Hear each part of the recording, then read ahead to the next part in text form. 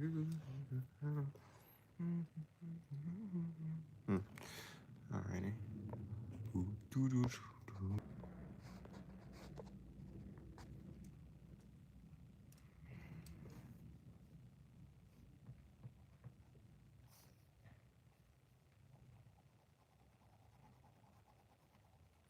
Hello, Gunther.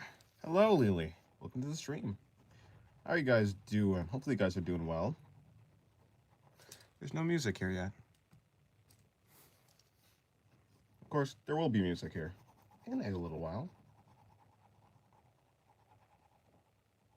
You're bored? I see. Unfortunate.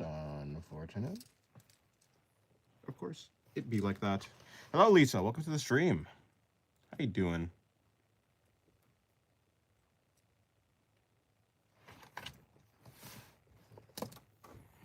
How long is the stream gonna be? Who knows? Not me.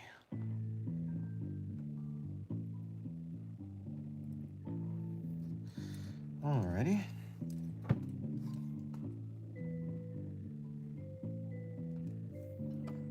Hello, Ali. Welcome to the stream.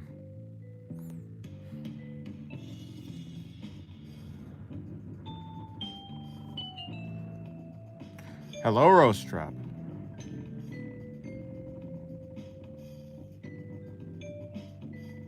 All my friends are doing stuff today. CJ's at work, and I'm home alone.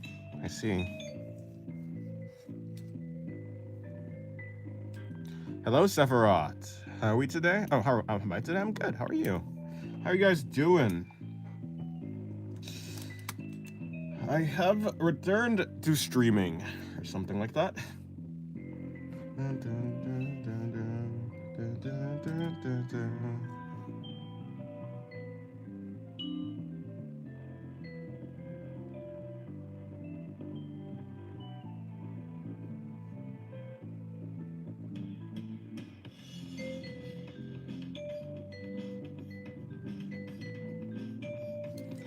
Something sounds slightly off here.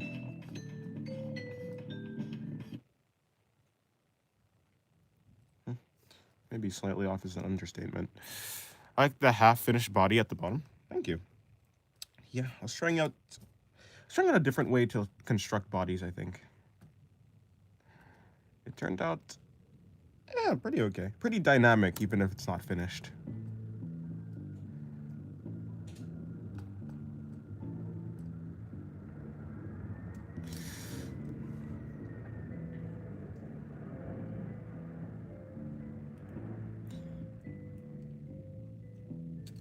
So Dennis, what's on the top left? It's an ass, of course. You know, I say that like it's clear, but honestly, it's quite unclear what it is. I don't know what it is really. Duck doodle? No. Also, I'm not your father.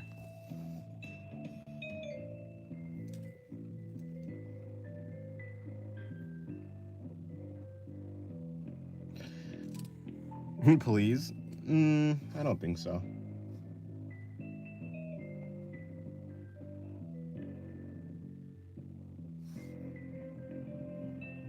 I won't ask anymore. I see. Still no, though.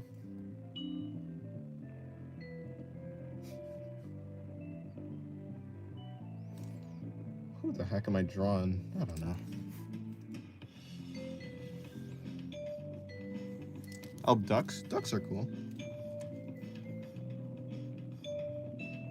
I've drawn many ducks in my lifetime.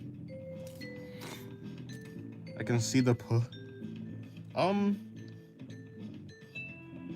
well, to be fair, Gunther, it's not necessarily a female. It's just a butt. It doesn't actually. I haven't actually assigned it whether it's going to be a guy or a girl or not. So right now, it's really could be anything. Thumbnail progression, yes, or rather, the thumbnail is done. It's over. I finally finished the Tatsumaki drawing. Or at least I finished, you know, one version of it. Hello, Lel. How are you? You doing good? Also, you've been streaming too early for me. You always stream while I'm at school. Unfortunately. But yes, streaming early is better. To be fair, today I'm streaming way later than I normally would have. Mainly because I went to sleep at 4, woke up at 11, and had to eat and do stuff. So here I am at 1 p.m. I think I might be able to actually submit my my challenge entry. I see.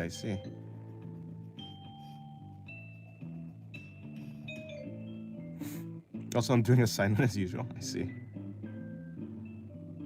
Simp? Hello, Rose Trap. Wait, who's a simp? Where's the simp? We know it's gonna be a girl? No. What's the challenge? I didn't see it. The challenge is perspective challenge. Draw a high angle perspective. The deadline is next week, Sunday. Or literally next Sunday, like in 7 days. Slept 12 hours yesterday, was still tired. I used up all my sleep for the week. Rip. Hello, Bubba Kega. Finally, not a weekend. I could get on a stream and have it not be in school. Oh, finally a weekend. Yes. True.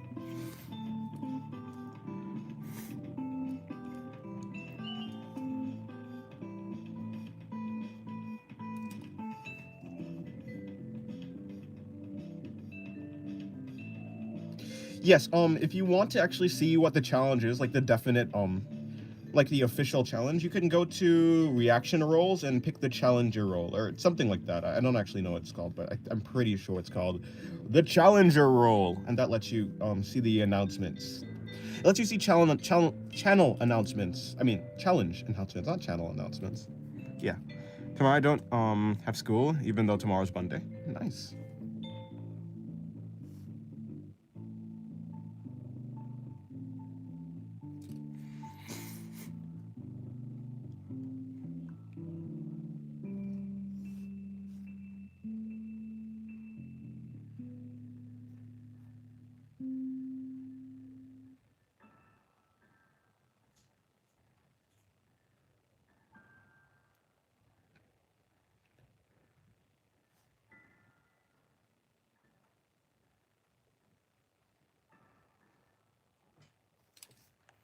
Hello, DLM. Goodbye, DLM.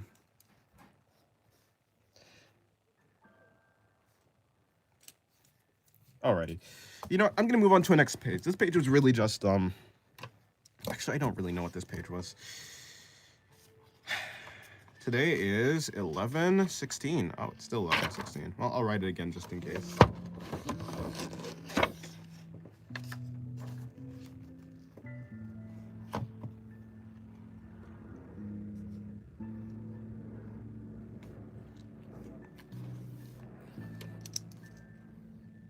Eleven, 16, 25. Alrighty. Time to start really drawing. My first drawing of the day will be, well, I'll figure that out, I guess.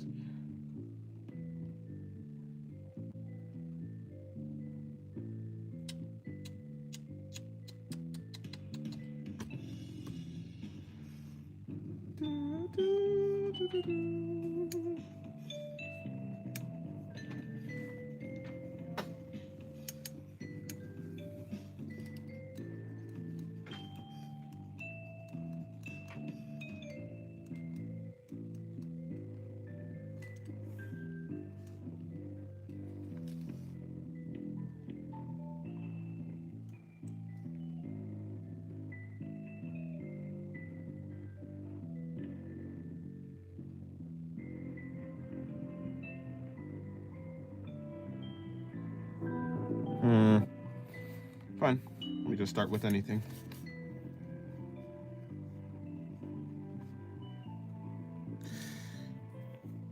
Does the universe need a creator?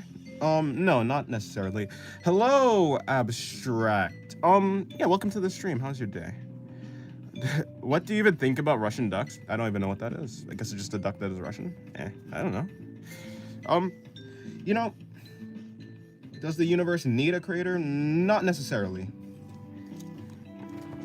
Or rather, whatever the universe creator is, it doesn't necessarily need to be a god. Perhaps the universe needs a creator or cause, perhaps. The universe may need a cause, but that cause doesn't need to necessarily be a creator in the way that most, I guess, religions think about it. Of course, it can certainly be a creator, but it doesn't need to be. Tyler, the creator. If this stream gets smart talking, then I'm leaving. You want a dumb talking stream?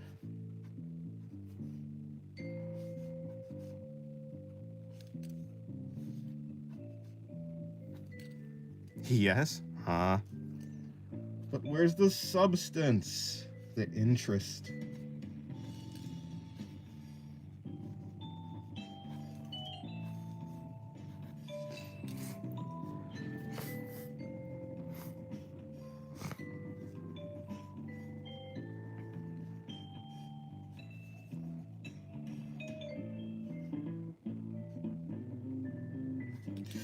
Alright, bring in that. I'll leave that right there. Hello, Hugo. With the jelly beans on a cross, are you talking about Sephiroth? I gotta go, clean and shower. Okay, goodbye. Have a good day. Yes, I mean, if you think the universe needs a... I don't know. I need to get a reason why the universe needs a creator.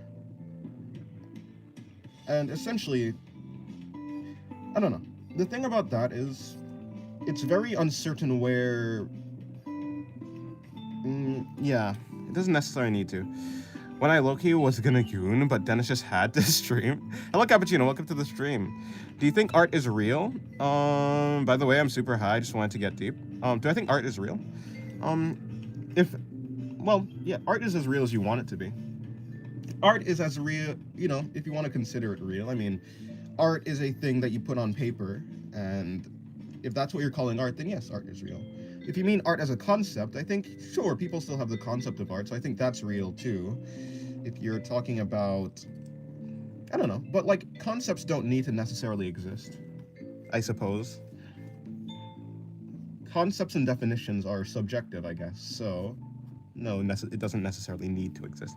Yeah, guys, guess what? My PC Wild Dog issue got fixed.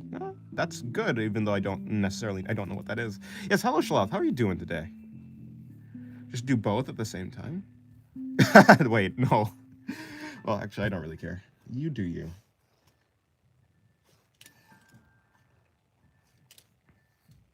Hello, Cherry Lemonade. Welcome to the stream.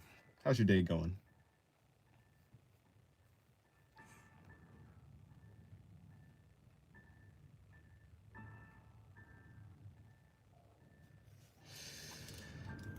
Alrighty, let me see. Bring in the nose. Okay, the warmer drawing is going okay. What, you don't know about the new and improved PC gun? I remember you said something about that, yes. My day's been going pretty awesome. Nice, nice. That is good. PC gun. Your PC Wild Dog issue got fixed.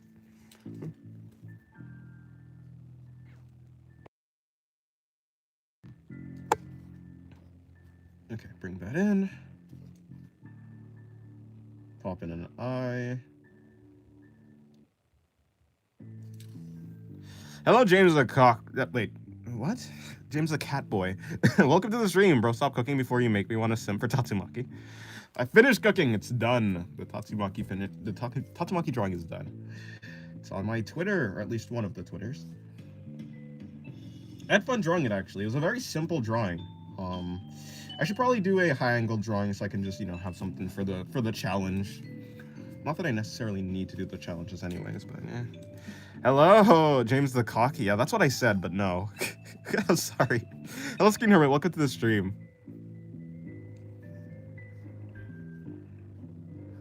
Cock, cat boy. Don't know. I don't know why I'd cock on my mind. Yeah, that's a crazy clip. You know what? I walked into that. In fact, I probably did it intentionally, but you know what I'm saying. I don't know why that word was in my was even in like my brain. It could have just been me stuttering, to be honest, though. I'm pretty bad at words in general. Say that again. That's I would find you if you ever say that again. Hey, you know, it'd be like that sometimes. I will not promise I will not mess up. Someone clip that. We're putting that on your digital footprint. Guys, seriously, serious question. What do you think about my new and improved PC gun? Don't ask about version 0.1. Have something you want to tell the class, Dennis? Not necessarily, no. Not particularly.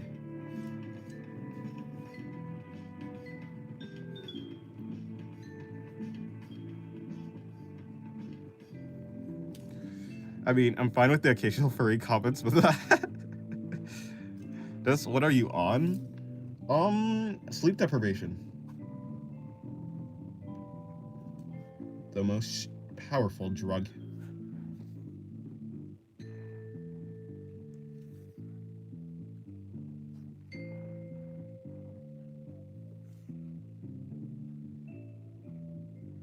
New lingo just dropped. I've yet to find a cat boy who isn't also a femboy. That might be true. Are the only cat boys that exist femboys? I feel like I've seen a VTuber who wasn't a femboy but also a cat boy. Then again, I could just be like misremembering though.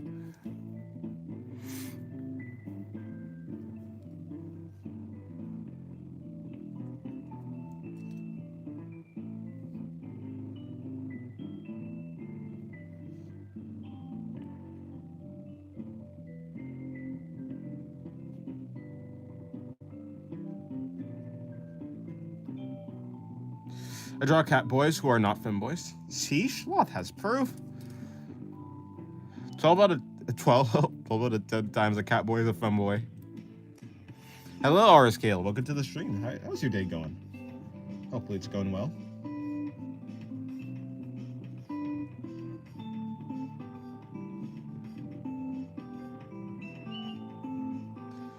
You must post it, Sloth. I must see.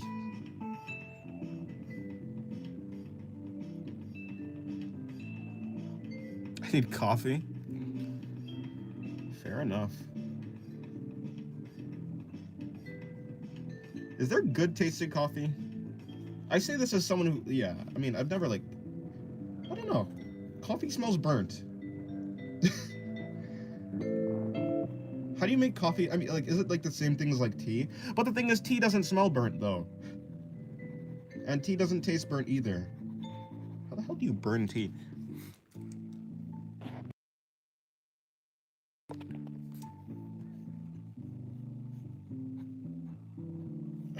Do I really care enough to put underwear on? Not really. I'm just gonna, yeah, fine, I'll give her underwear. Or maybe I can give her a pat, or like shorts or something actually. But do I have to give her a shirt if I give her shorts? Sort of bra? Sports bra? Swimsuit? Who knows? Don't try it, that shit is ass. I see. That was probably my electrical outlet. I set it on fire last night. Huh.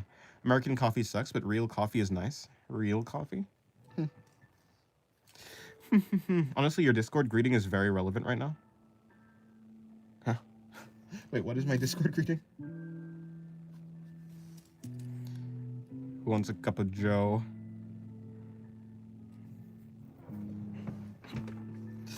Alright, you know what? I think it's something like that. Probably gonna just bring that around there.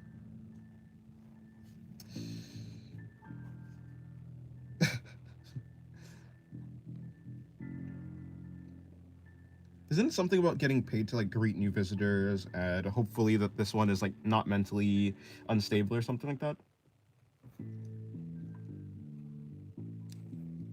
Let's hope you're sane. Okay. Let's hope you're sane at least because the rest of the server is something else. Indeed.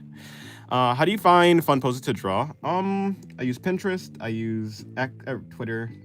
Pinterest, Twitter, basically anything.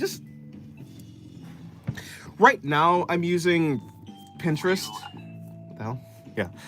Yeah. Today, right now, I'm using Pinterest, but I mean, yeah, and plus I have a folder of like a bunch of, I have a folder of saved poses and drawings. So, in case I want like to, yeah, look through that, I can do that. I think Pinterest is good for like, Pinterest is good just for having, just like for searching for poses, specifically, kind of. And I think that maybe Twitter is good for just having like a bunch, like following a bunch of good artists and then just having their art be there in your feed. So, yeah. Coffee is coffee, therefore coffee is ass. So my cup of Joe is definitely not a guy. A guy's remains and bodily fluids.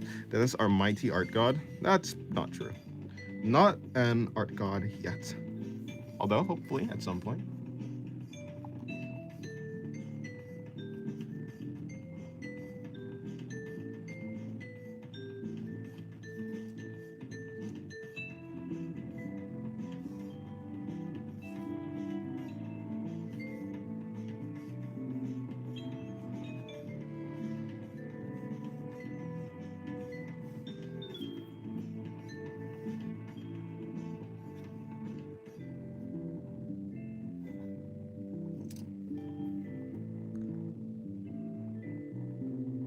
The post is just watch JoJo.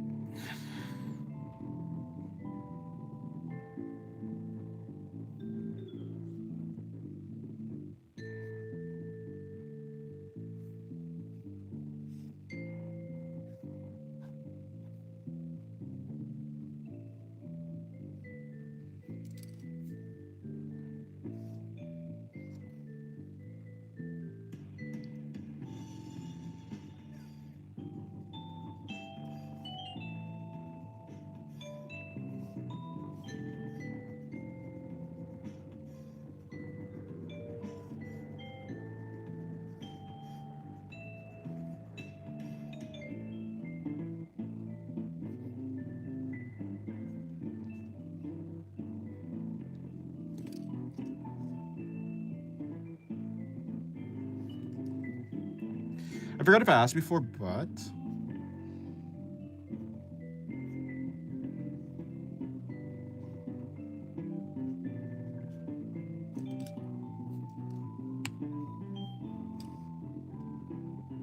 is there a cat girl in your OC world lore? You know, closest you can get is a, yeah, there's something like a cat girl, I guess, although not necessarily a cat. You know, I guess, what's a manticore if not a cat? What's a manticore if not a cat with a scorpion tail? So yeah, sure, something like a cat girl. I mean, she also has wings, so I don't know if you'd consider that a cat. Manticores are so cool. I just like the name too. To be fair, I just like the name Manticore.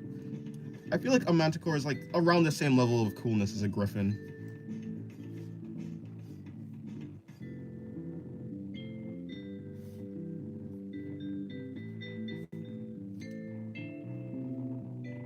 Please draw a Manticore cat girl. So you have humanized a mythological creature? Indeed, yes. Although I can't really remember how her design is. I mean, I suppose it's like a good time to just redesign her if I were to draw her. I just like redesign her. I did it so long ago that honestly it probably was like a pretty crappy design anyways. Like not exactly for like her aesthetics, like the idea behind what she's supposed to be, like the concept, but I think that the execution of like her outfit was probably bad, like, or yeah, in general. So I have to remember. Dennis, I fucking love it when you say sounds a lot like a pufferfish. I don't know, do pufferfish say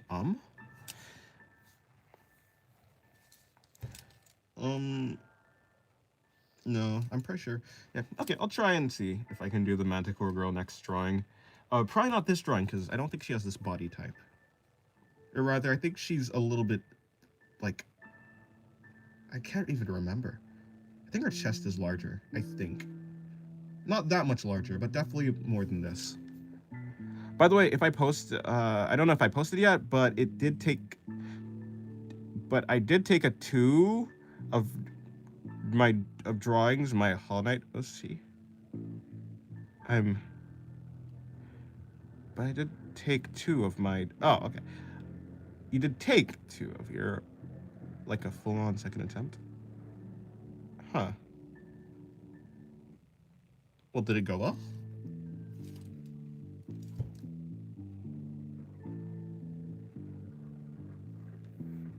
Let's drop a tutorial on penning and pencil spelling. I'm not good at it. Look, okay, I really don't know how to do it. All I'm doing is this. Like I'm just, when I spin it, I'm just doing this. It kind of looks like I'm spinning it. If I do it really fast, it kind of looks like I'm spinning it, but I'm really just tucking it here and bringing it back. It's like literally, it's only this. Hello, Rap Dog. Welcome to the stream. Dennis is just a horror farmer. How's your day going, Rap Dog? Hopefully it's going well.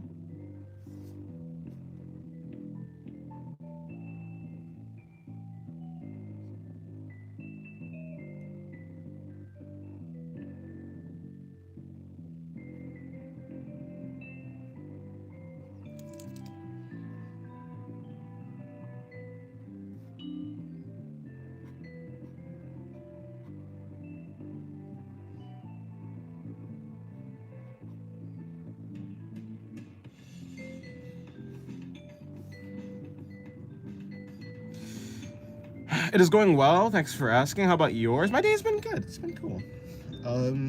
Yeah. I've been having a good day. I was practicing boxes at a party and somehow I concentrated. Nice. Hello, Amina. Welcome to the stream. That is how you say your name, right? Amina, not Amina. What do you guys think of Assassin's Creed? I really liked Assassin's Creed as a child because I thought assassins were cool. I like hoods and stuff like that. Nowadays though, I mean, it's pretty okay. I just haven't like I just haven't like seen any recent Assassin's Creed. Although I loved Assassin's Creed Black Flag. I played that. That was really good actually. I also got Assassin's Creed, was it Origin? I think it was Origin, right? I don't think it was Odyssey. I played a little bit of that. I don't know. It was cool. It was okay.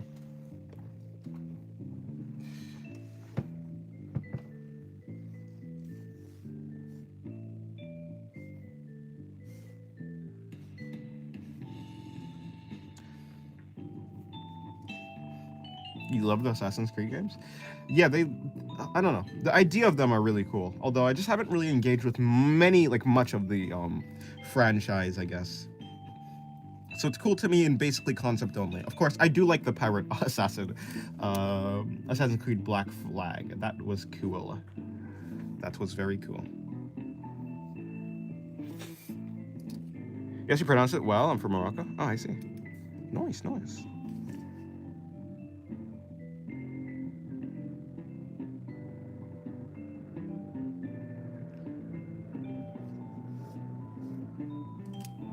Dennis, do you like Denji as a character?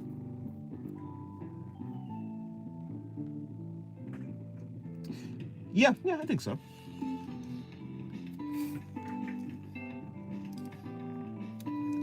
I don't have anything to dislike.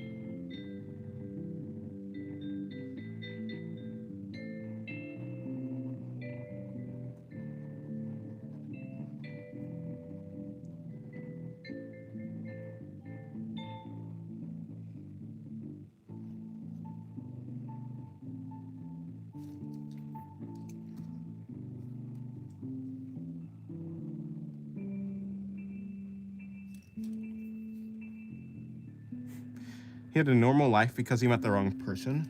True. Wait, I mean, he had a horrible life because I don't know. Yeah, because he met the wrong person.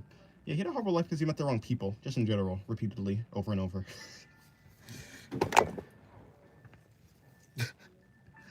Trouble just finds Denji, unfortunately. Although maybe it's just that the world of Chainsaw Man is just a world where people have horrible lives. I mean, I think that's probably more accurate, to be honest. In general. It seems like that type of world. Denji would become a very boring character if he had a normal childhood. I don't think so. I think you could have a very interesting character with a very boring upbringing / childhood origin.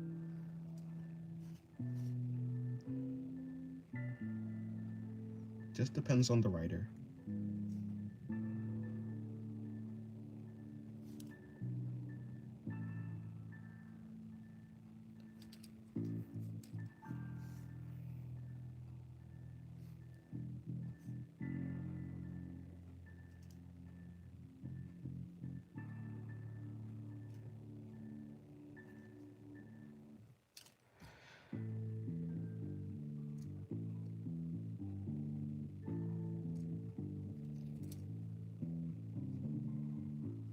The only pure person, even if she is a devil, was Power, but then spoiler, that bitch ass of Makima.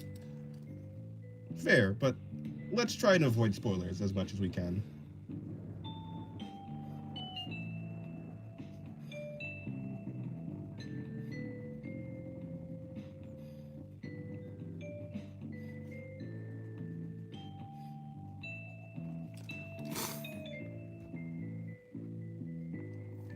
The whole story is Denji trying to experience a normal life. If he had it since the start, Denji would be boring.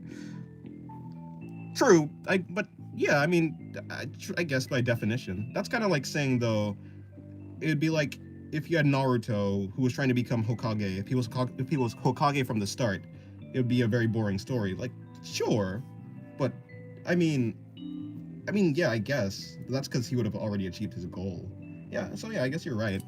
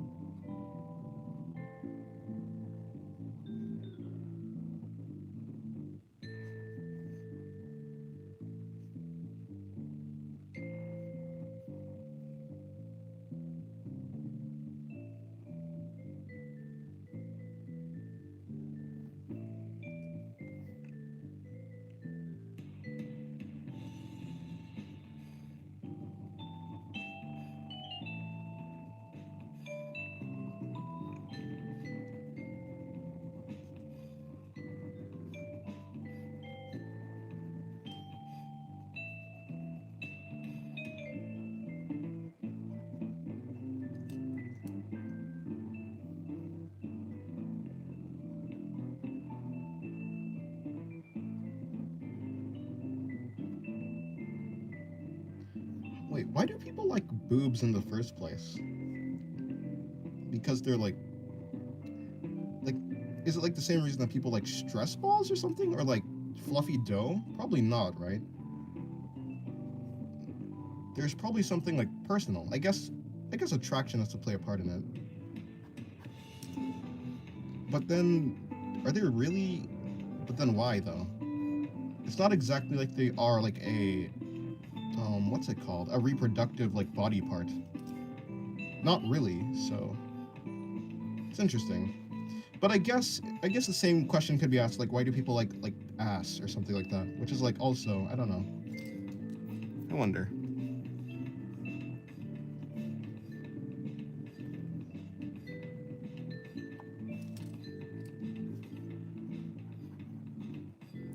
You will eat pizza now? Okay, goodbye.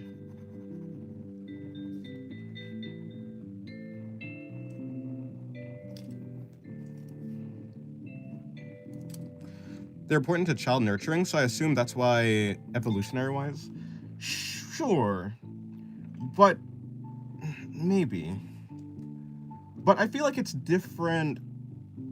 Like, there's an attraction to them is the difference. Like, if it was just an appearance thing where like they were considered pretty, sure, but like if you see a pretty person, I don't know, maybe, yeah, I guess, but like I don't know, I find the attraction to be like the interesting part, like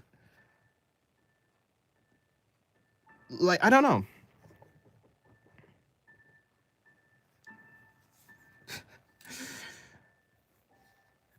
A great conversation today while I have stream in pop-up player mode when talking into Discord. It's because you can make the awooga sound when you look at that. Fair enough.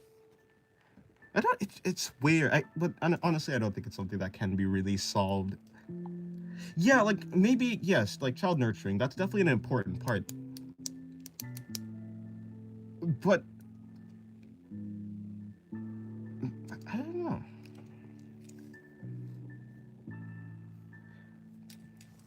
It's like,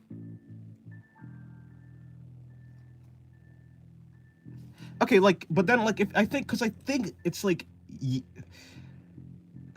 if you like flip it around to like the butt or something like that, the attraction to the butt also like what does that have to do then?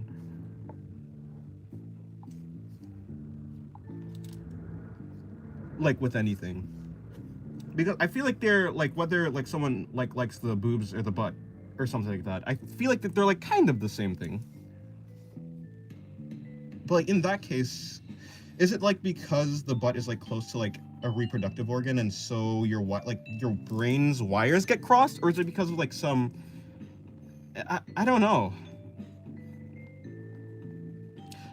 Like I feel like there's something different between like just something being attractive or like something just being pretty and something being like actually like I guess like sexually attractive, if that makes sense. And I just can't figure out why. Some things are cultural, I guess, yeah.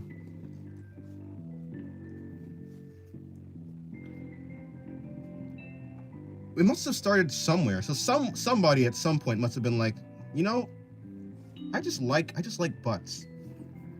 And then they affected culture so strongly that now like a lot of people, not a majority probably, but like a lot of people like butts now.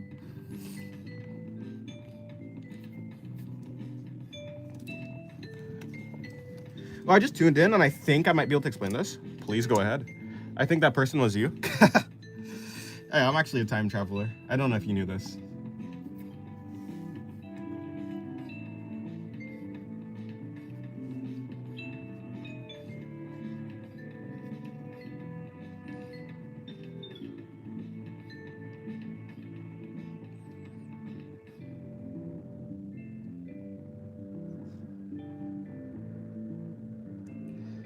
Well, you know, I kind of blocked in this tiger really quickly. That was almost impressive. I almost impressed myself.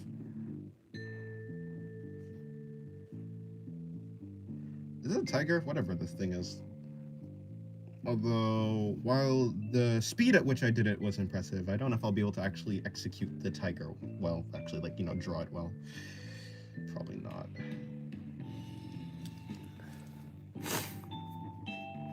Just remember, some people are doing NNN. Be careful what you say. Rip for them, I guess. It's like when you're really hungry and look at your friend and they turn into a chicken. It's probably a very deep-rooted into men. Oh yeah, well, people who are attracted to its breasts. Okay, wait. Yeah, so basically anyone who's attracted to the body, I guess. Sexual attraction towards breasts are much harder to pinpoint, but it might be rooted back to when ancient humans first started out. Breasts on a woman produce milk for a child, so it might have just been the reproductive instinct that men have. True. And like the Screen Hermit said that, but I still find it interesting how that turned into like sexual attraction, if that makes sense. Like, because basically I feel like the attraction towards like the butt or the boobs is like almost the same thing. Maybe it's different, but like I think I feel like it's very similar. Sexual attraction towards the butt is easier. The term birth-giving hips is a saying for a reason. Larger butts usually means larger hips, and it's likely deep-rooted since ancient humans as well. Okay, fair enough then. Yeah, okay, that makes sense. I can see that. I can see that.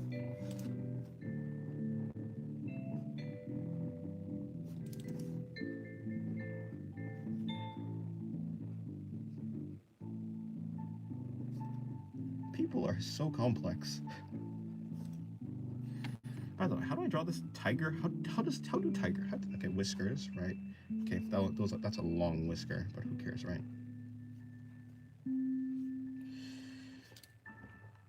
Speaking of, how do tigers actually like tigers? They have eyes. No, not necessarily. Well, whatever. Sexual attraction is merely selecting a mate for the purpose of having children, so I'd assume they're closely related. True. Yeah, okay, fair. That makes sense.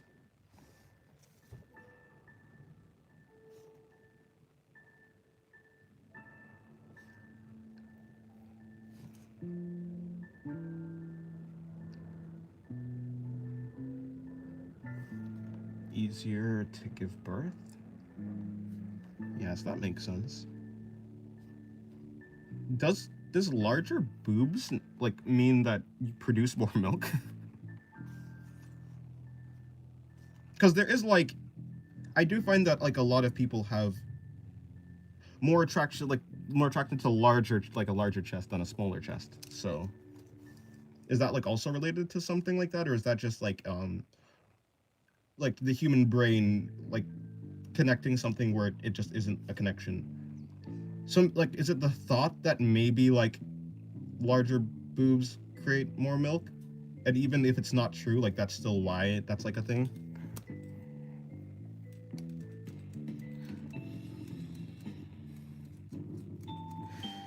Honestly, I like them both. They're both incredible parts, but there isn't a better one. They're both beautiful. Fair enough.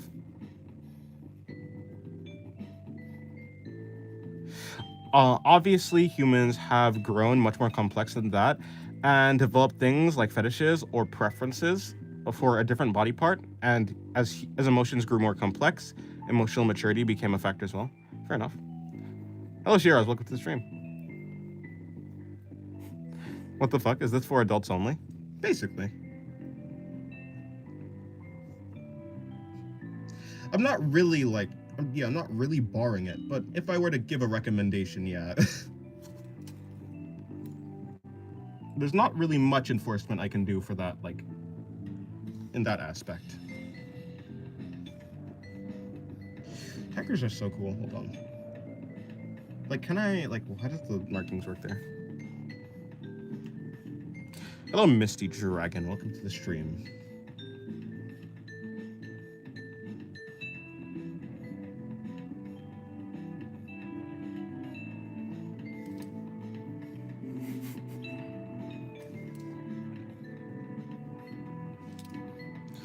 Most likely, yeah. Larger breasts on any mammal would usually indicate more milk, even though that is very much not true. Not all women with big breasts produce milk, and that's normal. Right. So it's just like a connection that your brain makes that's not necessarily true, but it still makes people like, okay, yeah, I can accept that. Yeah, YouTube recommended this to me, but I'm a minor. Fair enough. I think your streams are very child. Even the topics you talk about. Wait, hold on. They're very child. Even the topics you talk about. Again. There are people that draw literal hentai on YouTube. Chill. They're very chill. Well, yeah, in general, yeah. To be fair, you posed the original question. You had control over the conversation. No, I'm not talking about the conversation. I was mainly talking about like saying anything. I was saying I don't necessarily have control over who enters my stream, is what I'm saying. Not like what I'm talking about. I'm gonna talk about what interests me. So, like, that's not gonna change.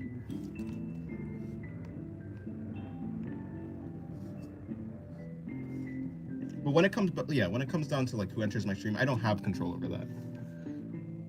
So whether a person wants to stay or leave, that's up to them. Although I would encourage, yeah, minors probably shouldn't be here.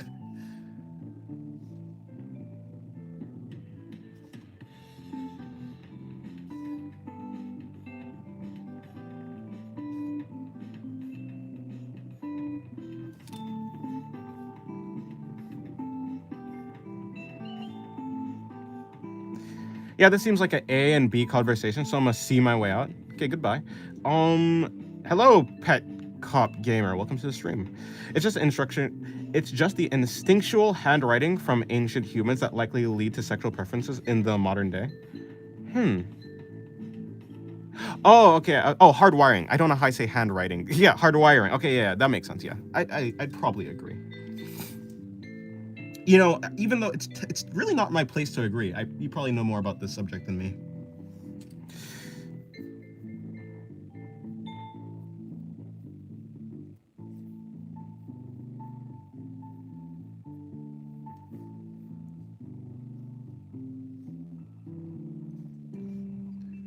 Tiger stripes. They just go along the back, but are tigers mostly orange? Yes.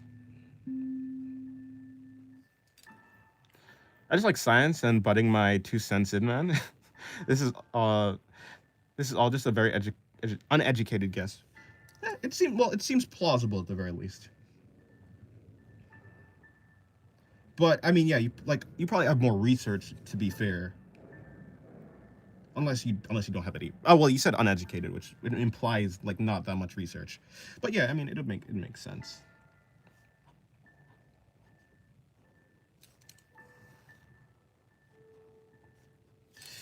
How long are tigers? Someone just theorizing as well. I mean, yeah, it makes sense though. The theories you guys are coming up with makes sense.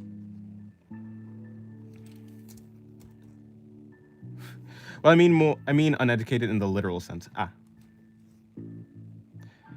As a breasted enjoyer, I'd like them. Oh, I just like them because. Fair. I do research on science, mostly astronomy. I see. Astronomy. Not to be confused with astrology.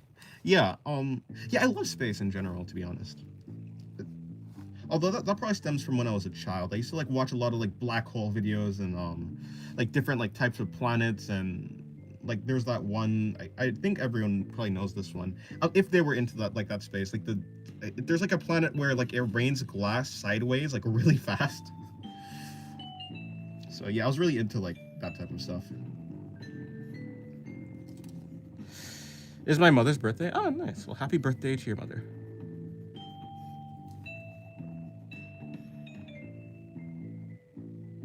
Funnily enough, it's my sister's birthday today as well. Well, happy birthday to your sister as well. I don't know why my voice gave out there. Okay, Tiger is done. Tiger is done?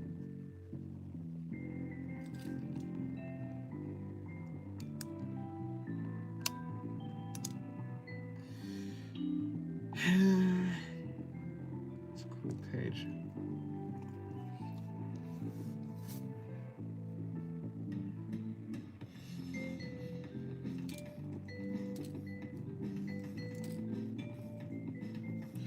Okay, so I'm gonna like bring the body out like this. And then bring that up like that.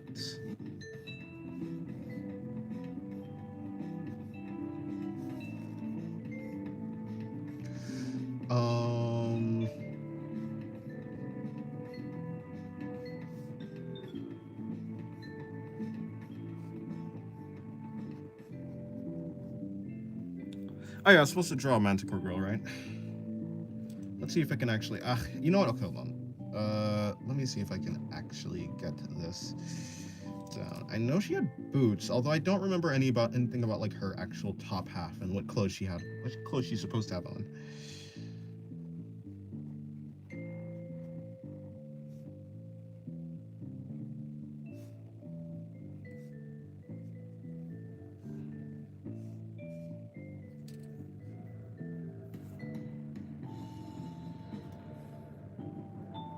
Today is Bob Ross's birthday too.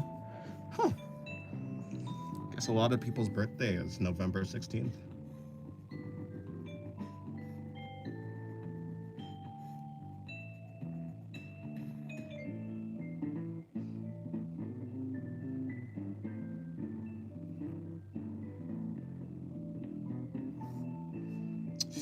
This doesn't necessarily make sense. How do I fix this, though?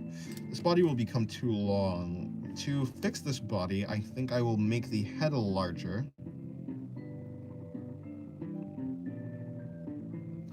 which allows me to widen the body. Basically, same character, whatever. Okay, goodbye, Amina. I really wish I could finish, but I just remembered I have exams tomorrow.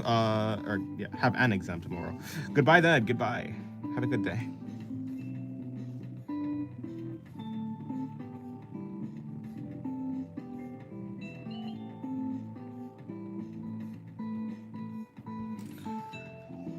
Rip my idol, Bob Ross. Indeed.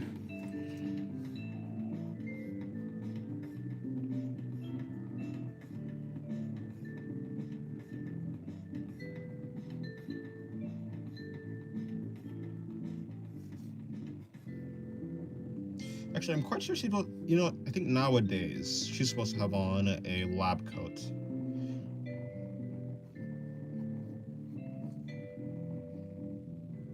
She'll have something like that.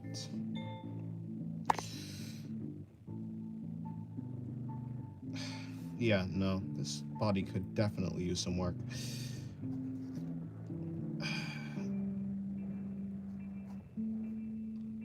How do I even do that? We'll figure that out at a later date. On Des, do you think you've improved at drawing butts? The drawing on the left looks Great? Maybe I have. I haven't been doing any like real practice. Although I did do that Tatsumaki drawing, so hey, maybe that counts.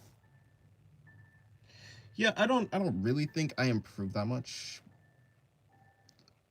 I think sometimes I can draw like a good butt, sometimes I can't. It's RNG for that one.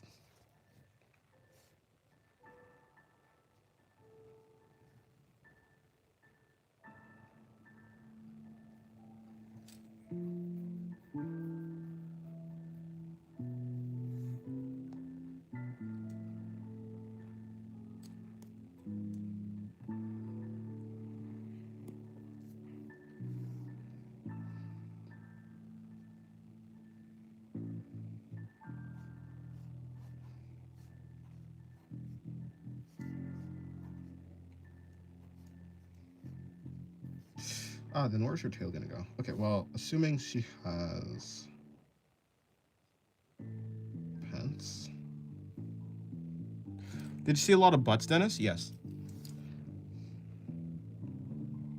Although apparently not enough, because I'm still not like the best at drawing them.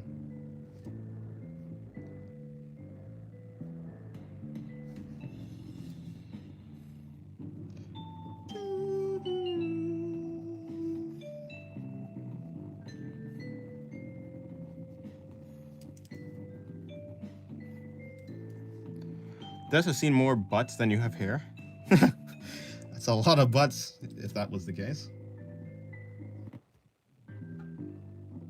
No, seriously, if that was true, I might actually just consider myself a failure if I've seen that many butts and still been like this bad at drawing them. You know, I say that to mean I think I'd be a professional at this point.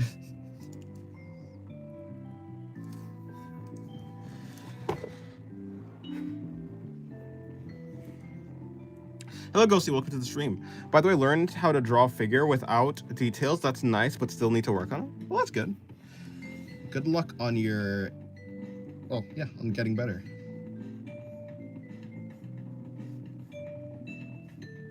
This is quite the messy drawing, to be honest.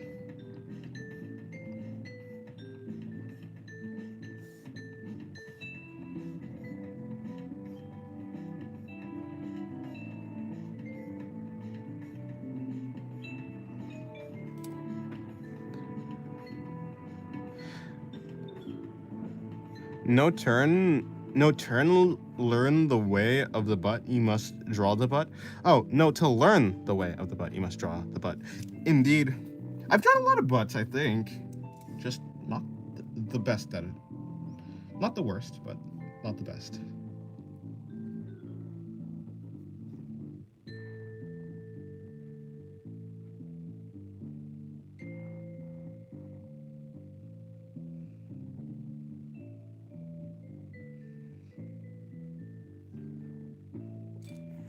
Correct strikes again. No buts about it. I know she had short and spiky hair. Relatively short.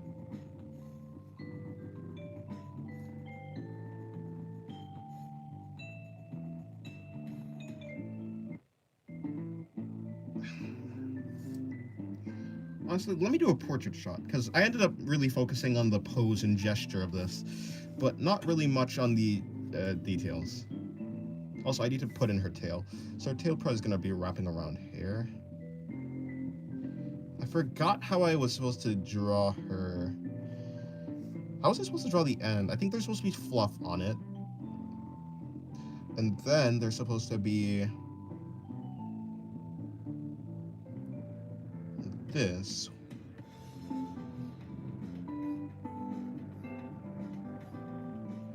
Something like this. But I genuinely forgot how to do it. Hello, what's up? Welcome to the stream. Dennis, how buff are you? I am not too buff. I'm quite average. Yeah. Honestly, I'm more on the skinnier side. I mean, I have muscle, of course, because I do exercise, but it's not consistent enough for it to be like a true big difference. Dennis, you must be into fitness. I'm not into fitness, but you know, I find it important.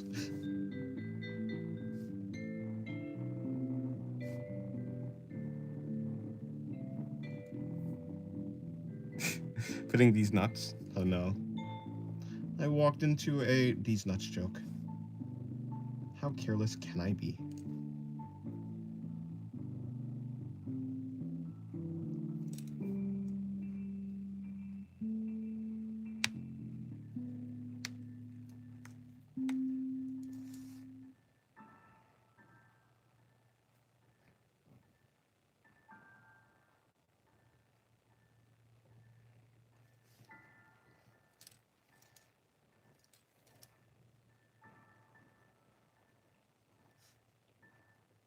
What is 67? I thought 69 was the funny number. Perhaps 69 is the funny number. 67 is the random number that is funny because random. Or because of a meme, because of a song, because of a something.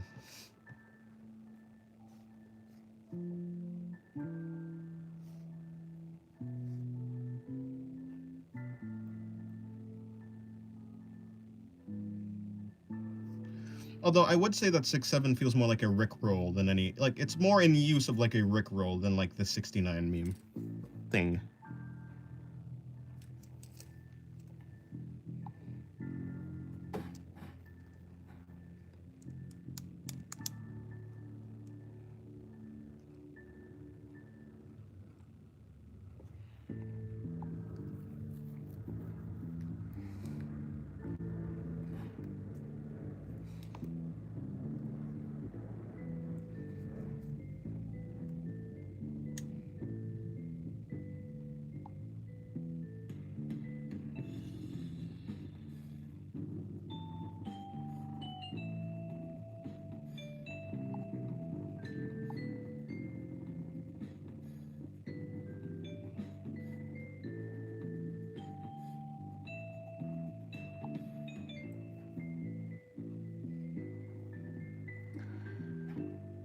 Because a kid shouted 6'7" in a reference to a specific NBA player's height, and it became a meme somehow. Here.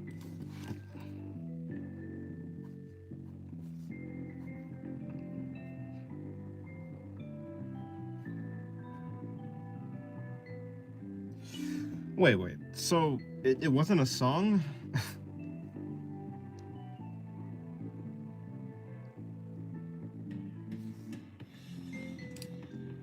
Why is it funny? I don't understand. Yeah, it isn't funny. Well, I mean, see, now, I can probably, like, I mean, I don't know. To say something isn't funny, I mean, sure, like, I wouldn't say it's funny to me, but, I mean, I would say that if it's funny to other people, then it's funny. A lot of kids, or just a lot of people in general, think that random is funny. And if random is funny to them, then, I mean, well, then it is funny. Although, I would agree that for me, and probably for a lot of people, it's just, it's not, like, funny. I wouldn't say it's annoying, though, it's just... It's kind of just nothing. It's empty.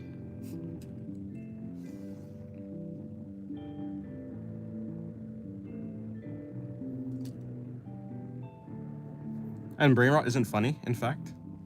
It could be, depending on who finds it funny, right? As they say, comedy is subjective.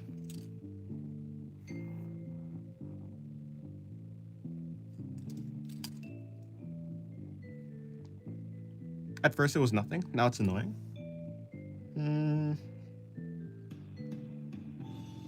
Is it annoying? I mean, maybe, I guess.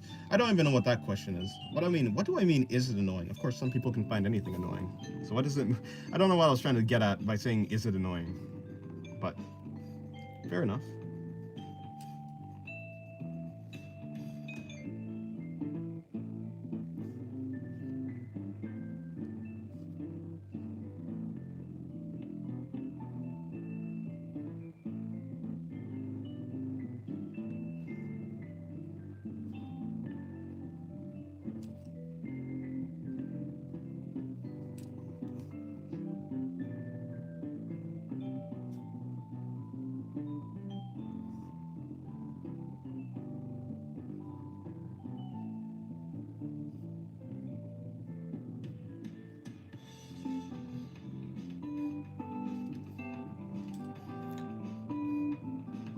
Yeah. At what point does something become annoying for you, Dennis?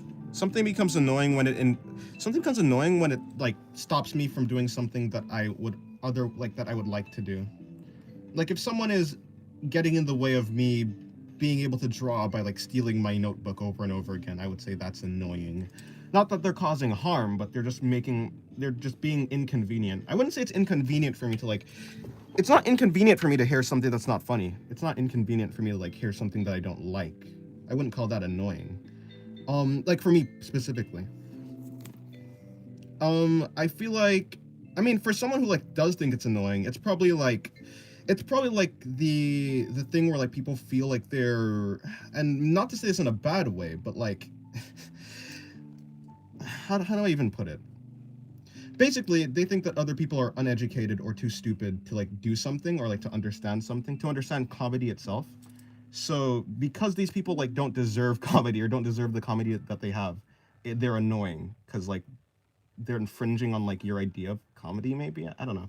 If I were to try and guess why someone would be like annoyed at it, but yeah, something becomes annoying when it's like physically stopping me from doing something I like. Like no one could really mentally stop me from doing some, or like from like thinking about or enjoying something. So it'd have to be a physical thing. Physical, like, yeah, person can really be annoying when they're physically doing something. Or like say for instance, someone was like, no, yeah, that's not really annoying to me though. But yeah, that's basically what it is. Yeah. Yeah, why kids keep shouting tra-la-la, tra-la-la, and shit like that. Why? Because it's funny to them.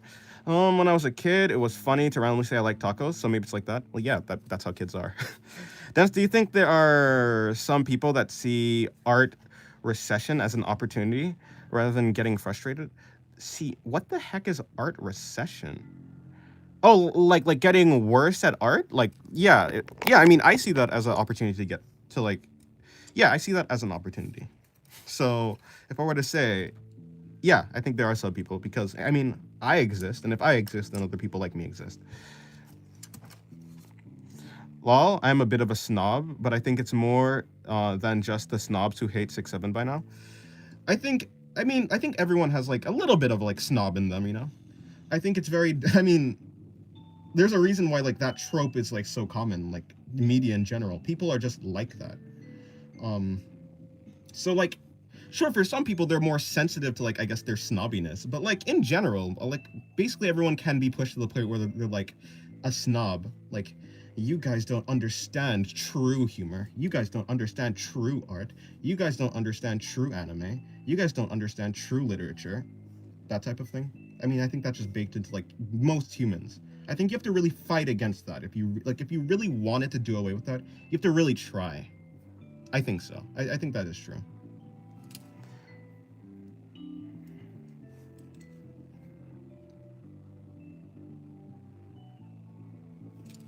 So rather than being bad humor, everyone is a snob in some way. Um, Oh, rather than there being bad humor, well, yeah, I don't think there is bad humor because in general, humor, just like art, is subjective. So, can you really call something bad if like everyone has a different opinion on what's good?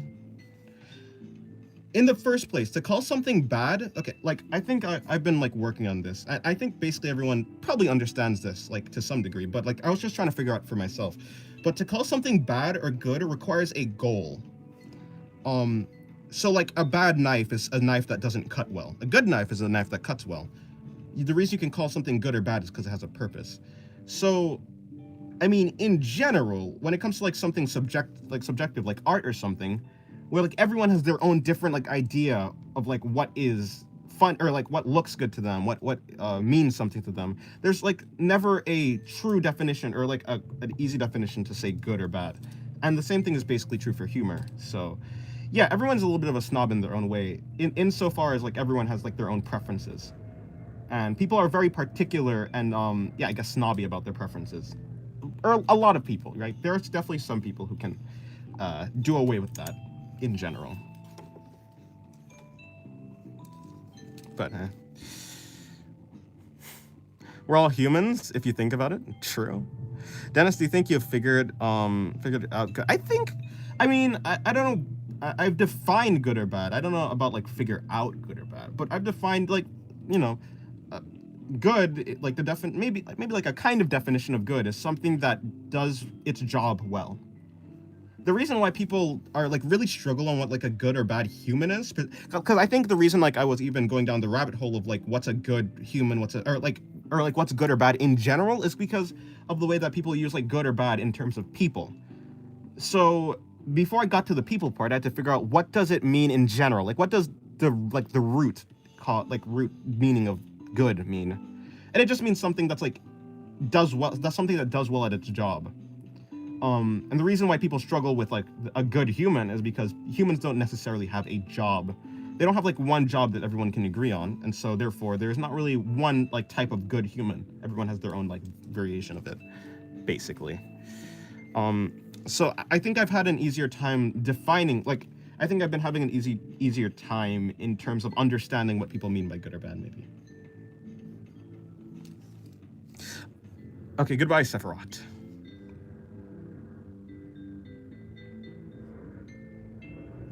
Although I may be just a little bit dense when it comes to like simple terms like that. So to even have to go through like that much work to like understand a simple term is probably like a failure on my part, to be honest. What's it like being one of the Denny? Hello, Alphabot. I don't know. The Denai. The Denny.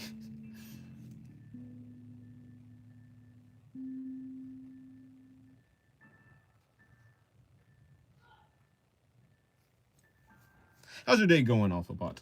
Hopefully it's going good. Did I ask that for you, Screen Hermit? I don't know. I can't remember. If I didn't, then pretend like I did ask it.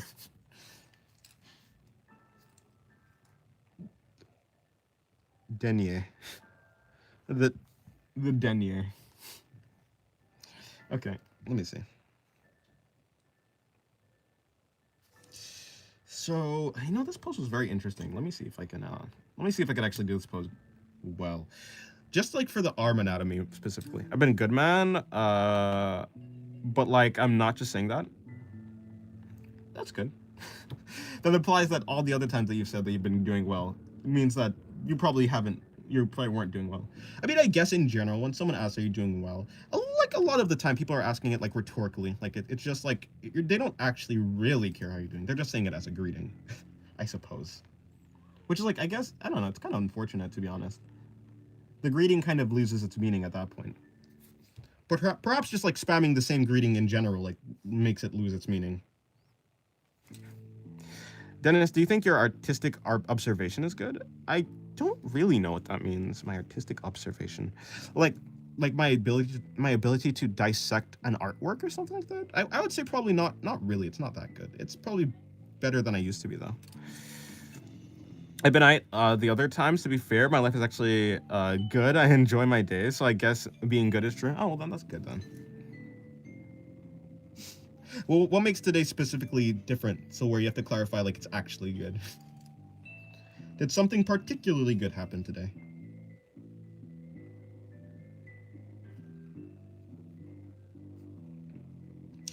How is her hair supposed to go? Okay, you know what? Here's what I'll do. I'll do like I'll have it like part in the middle. Maybe like that. And then I'll have it swirl like that. I got an art tutor. Oh, nice. Nice indeed. Well, good luck on your art journey then. I'm sure it will turn out well.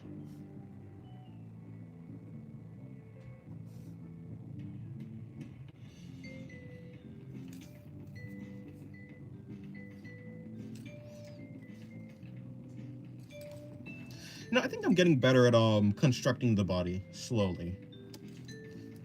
I think yesterday I was doing really well. Yeah, I think yesterday I've been doing well because I've been really trying to like force it into my brain to like think in 3D. And I think it's been working out quite well.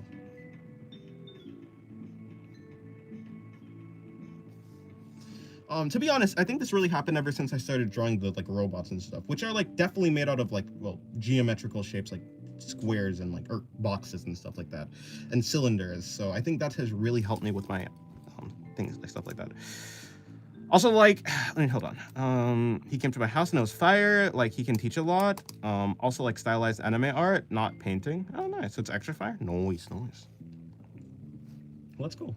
That is cool.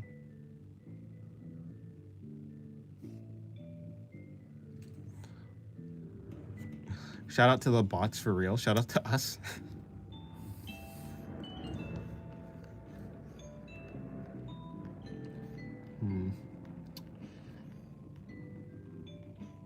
Ah, it's right here. It should be like right here. So the crotch would be like there. The legs would be way down here. And then don't really care about the rest. Also, I've been really embracing the like looseness of my line work. I've been trying to make it less I've been placing less importance on doing like really straight lines, if that makes sense, or really accurate lines, and I think I've been better. Have you achieved having Blender out of your brain now? Yeah, something like that. I simply must sculpt the drawings out of thin air, as if I were in Blender sculpting a 3D model.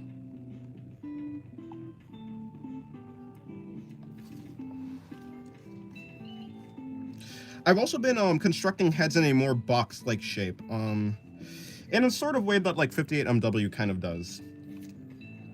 I never really understood it, and I still kind of don't, but I've been having a little bit of success with it, so I'll keep doing it as long as it actually still works. Of course, I'm kind of still using the mask method, though. It's just that the mask is more boxy than it was before. So we're going back to boxes now? Kind of.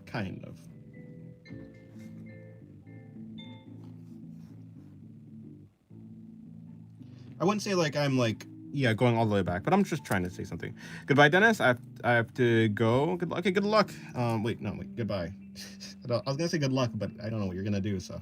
Well, good luck on whatever you're gonna do, I suppose. Boxes are boring, yeah, but they're so useful. They can be boring, but I feel like I've recently been doing some pretty interesting boxes.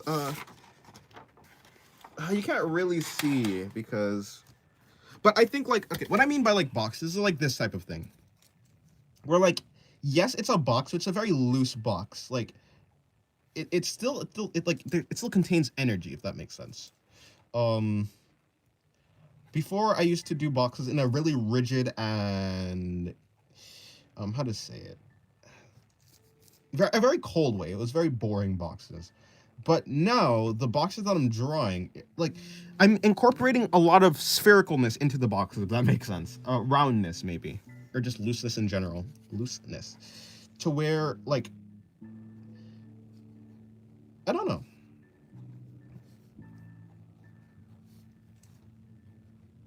I don't know really how to explain it properly. Speaking of, I think I'm gonna do a video drawing bodies today. Hopefully I'll get that done. not today, then I'll post it tomorrow. Who knows? I've been really inconsistent. I say that just an organic 3D form. True, but the reason why I'm saying boxes is because yeah, it may be organic, but I'm definitely thinking of boxes when I'm doing it. I'm not just thinking of for instance, if you can like see right here, let me actually just like I guess show exactly what I'm doing. Let me actually just like exactly like show exactly what I'm doing. Yeah, I'm so good at speaking. But like right here, like I actually did put in this line right here. So like it is kind of boxy, but also on the bottom is like a circle, which is like it doesn't fit perfectly into like the box shape, but it's still Kind of like a box, if that makes sense. that does look fun though. It's like a kind of box, almost circle, or kind of circle, but like, wait, how to say it? Yeah, kind of circle, almost box, basically.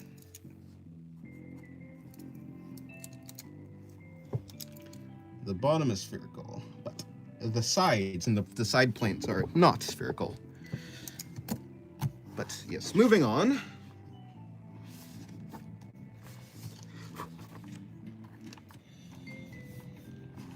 Using boxes for construction does look fun. It is, as long as you don't do it like in a perfect way. I've also been doing logic. I don't know why I ended up doing logic, but I felt like it would be helpful. So yeah, I started doing like a cylinder, kind of like a cylinder. Whereas a cylinder would be like whereas a cylinder would be like this. I would say that the things I'm doing now are kind of like they're like round cylinders, if that makes sense. So like, oh yeah, it'd be like this, I guess. Where like it's kind of round, but it's also kind of flat.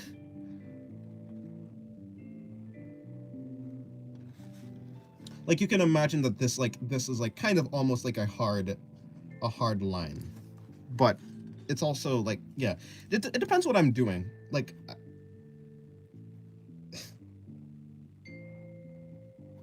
it really just does depend on what I'm doing. But I'm thinking more in like this type of way now, which is like kind of helps.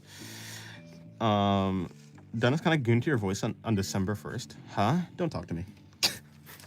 I bet that. Hello, Zed. Welcome to the stream.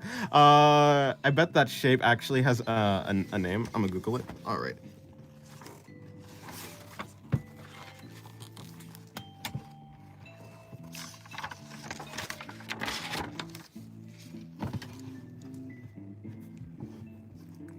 Alrighty, what was I doing over here? I don't know. I think this was showing the box shape that I'm doing.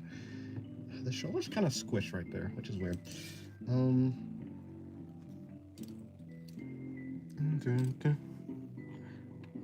A squircle, apparently, at least for 2D, of course. A very apt name, I would say. That's makes sense. Squircle. You sounded like a celebrity that switched up on all his day ones. Huh? Me? That wasn't a switch up. That was a boundary setting. Not that I actually really care about internet boundaries. To myself, specifically.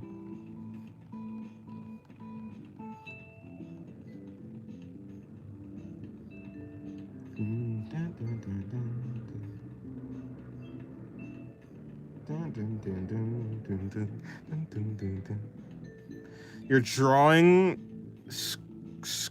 squaboids? Keyword sounded dead as my boy. But how? How?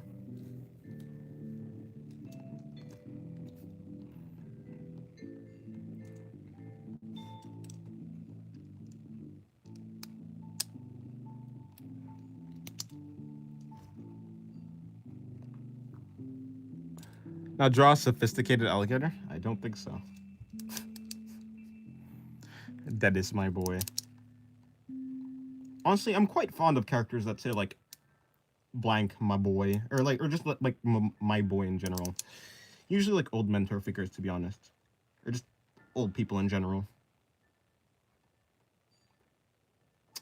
I can't find any interesting drawings. Can't find any interesting poses.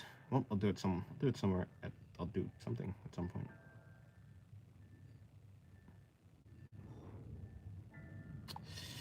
I'll do something else.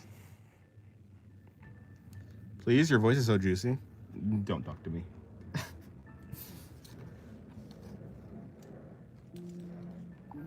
Or so I say, but honestly, people do whatever they want. But what?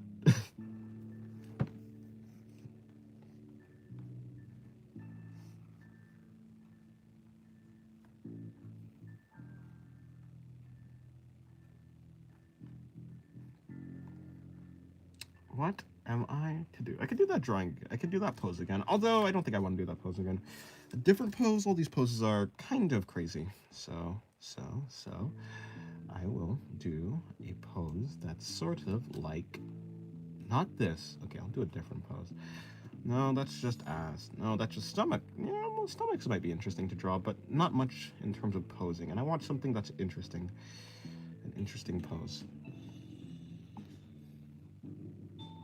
I'm fond of your boy too, Dennis. Dennis, my boy.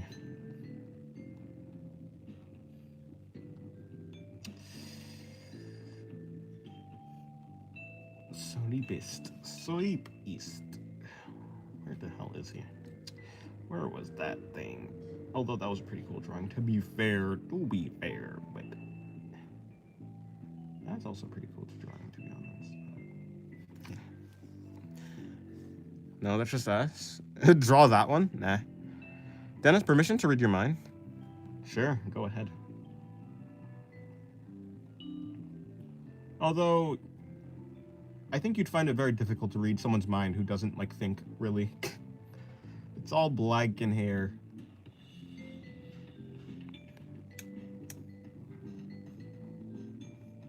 Do the Chainsaw Man Volume 1 pose. Pathos could rock that pose. Chainsaw Man Volume 1 pose. I assume you mean the cover. Well, I'll look that up. I'll see.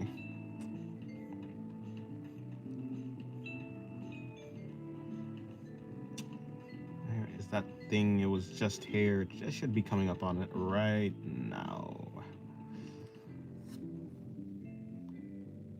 Shouldn't I be coming up on it right now? Like, how far did I actually go?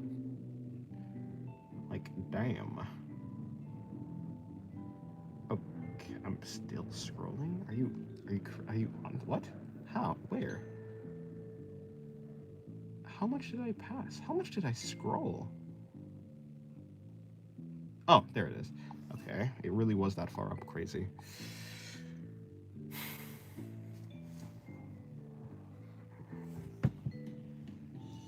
You're thinking about Chainsaw Man Volume 1 pose. Fair enough. Am I though? I'm really thinking, where, like, how far did that reference I just got, where was that? Because I was scrolling for like 8 years and I still didn't find it. But I found it. Okay, let me see. Chainsaw Man Volume 1.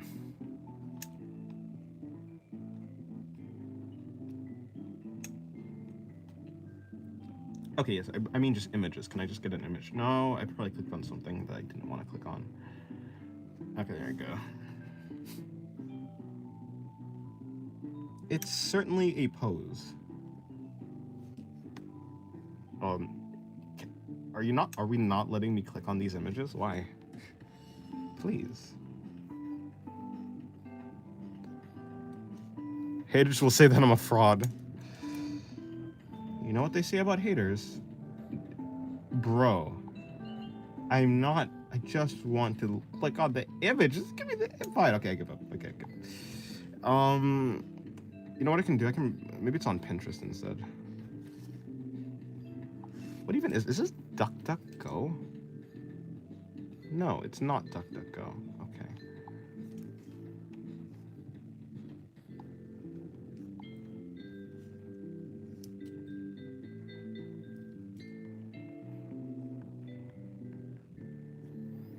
So, man.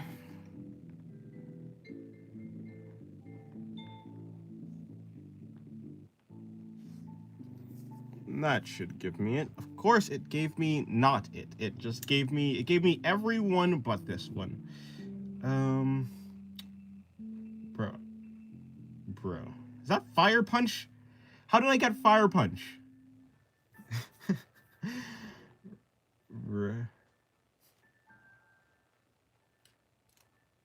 Okay. Oh, there it is. There it is. That it is. What did they say about haters, Dennis? Not everyone here is a mind reader, unlike myself. You know, haters gonna hate. Who did that song again? I can't remember. It was so popular back in the day. I say back in the day. It's been like less than 10 years probably. Fire Punch is a strange manga. Indeed, it is. I also love Fire Punch. It was great. I think that was my first manga that I actually read, and it did not disappoint, to be honest. It's great. Hello, Saul. Bonjour. Apologies for late coming. Been busy studying anatomy. Nice. Well, hopefully it oh,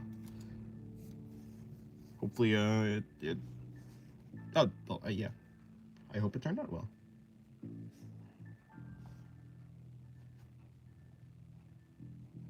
I have to remember this is pathos. I was gonna start doing the body type of Denji, but no, this is not supposed to be Denji. It's supposed to be pathos. Shout out to that girl or guy, the cinema one. I don't remember. Oh, you're talking about freaking hell. Togata? Togata, right? I'm quite sure it's Togata. I'm very bad at names, but surprisingly, I'm very good at names when it doesn't matter.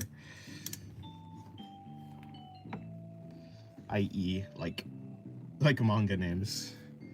Permission to read my emotions? Yeah, you can try, certainly. I don't think you're gonna find much in there, though. Again, my head is empty.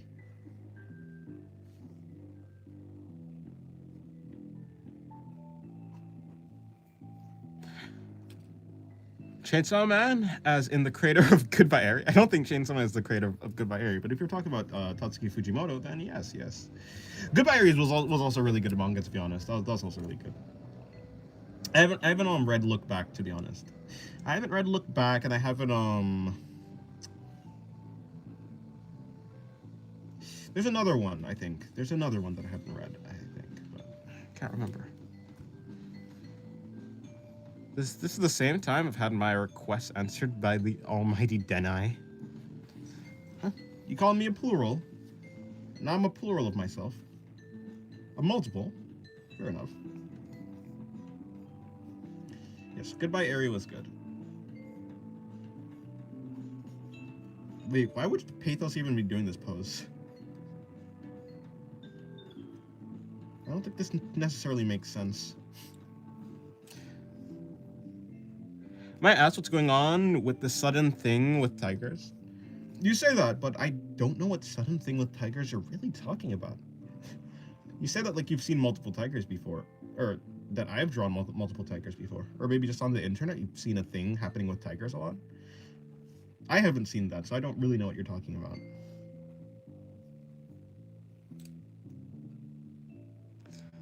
You are a singular, aren't you? Aren't you you? How are you multiple?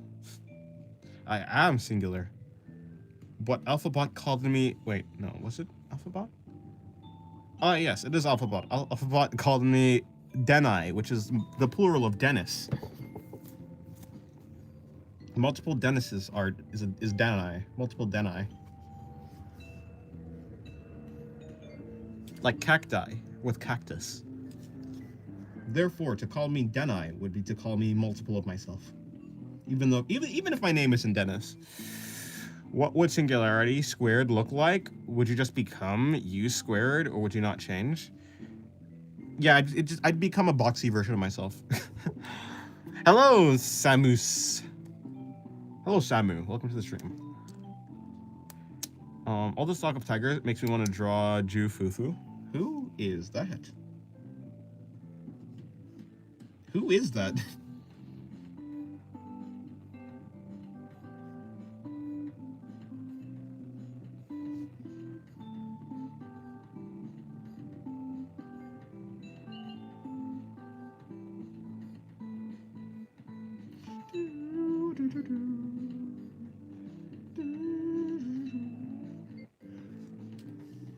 Oh, the Zenless Zone Zero character.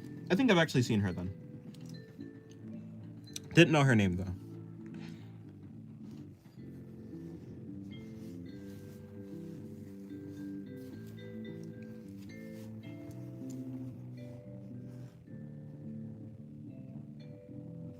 I need to bring this in.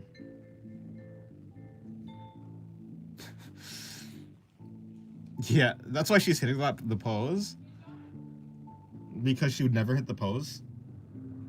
Wait, she's hitting the pose because she'd never hit the pose? I'm confused. What do you mean by her design is interesting? As in just like, it's like literally interesting? Or... Wait, no. This, the way that you said it.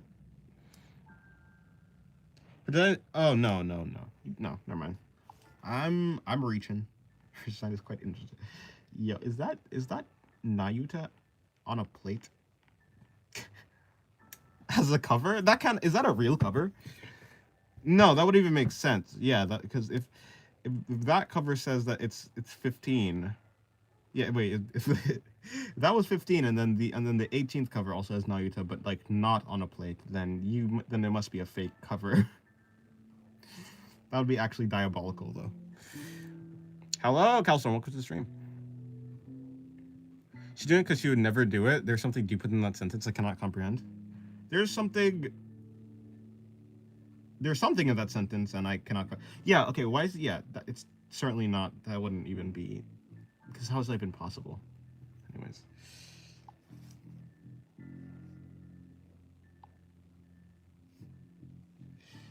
No, not that. I don't want that.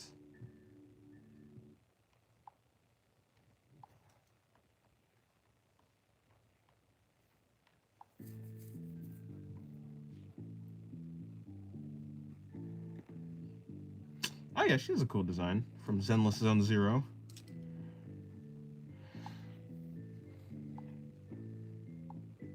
Her hair is very interesting.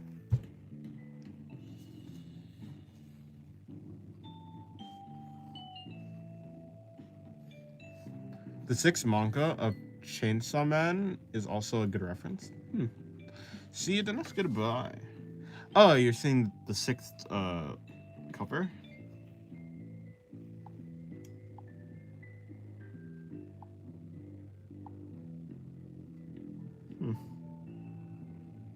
Number 2, number 20, number 21. That is number 5.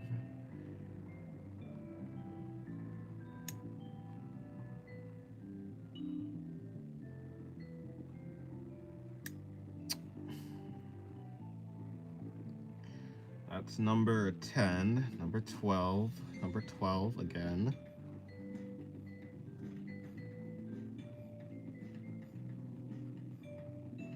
Number 12? Really? Interesting. That's a fake number 14. That's not even a number. That's Fire Punch.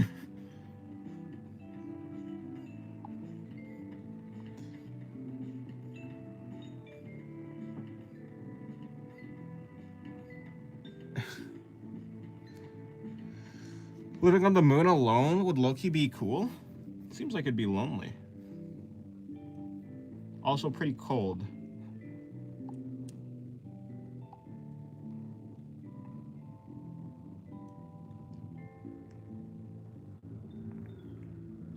Okay, goodbye, Calsor.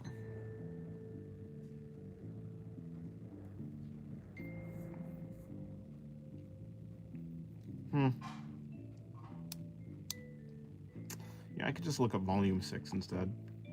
It was 6, right?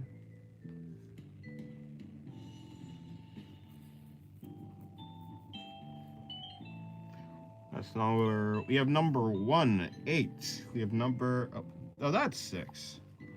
Ah, it's Rize. Why do I feel like I've done a post like that before?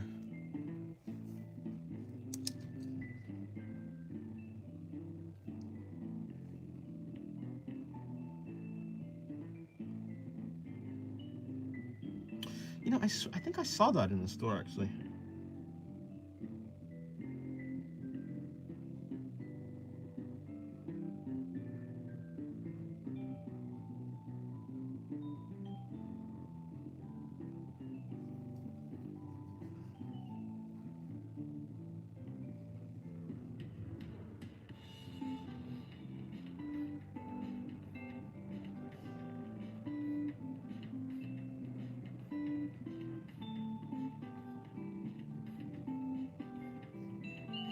I like the cold.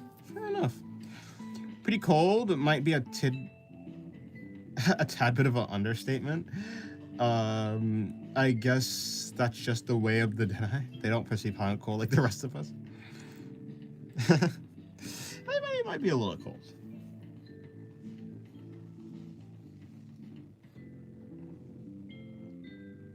Might need to bring a jacket or perhaps a spacesuit.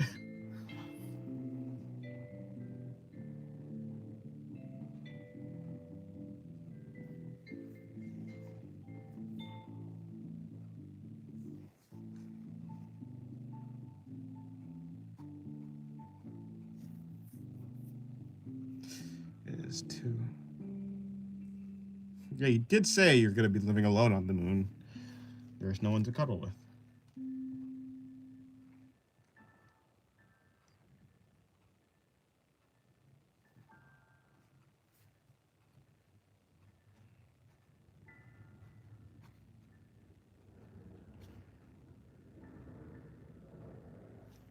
Could have done better with this one. But hey, you win some, you lose some. All of them can't be good, right?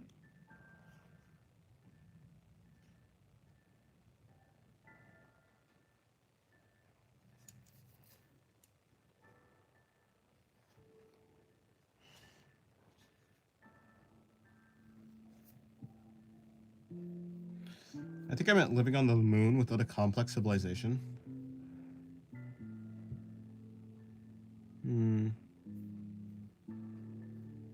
Basically 7 Denai stacked on top of each other.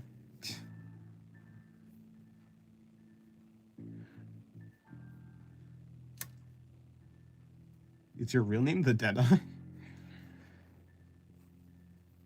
What if you never win any? Wait. Ah, right. Then you only lose then. Rip, I guess. Some people just lose. And keep losing. That would mean I'm just one of them. Perhaps I'd be able to take solace in the fact that I am not alone in my loserness. Nah, I don't think that's how that works. If you want to know how to win, simply don't lose. That way, you'll never have to lose, and then you'll only win. That's how that works. Solace? Solace. What's wrong with solace?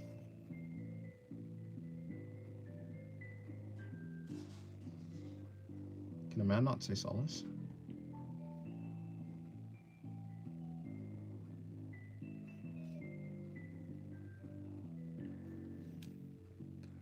What does it mean to lose?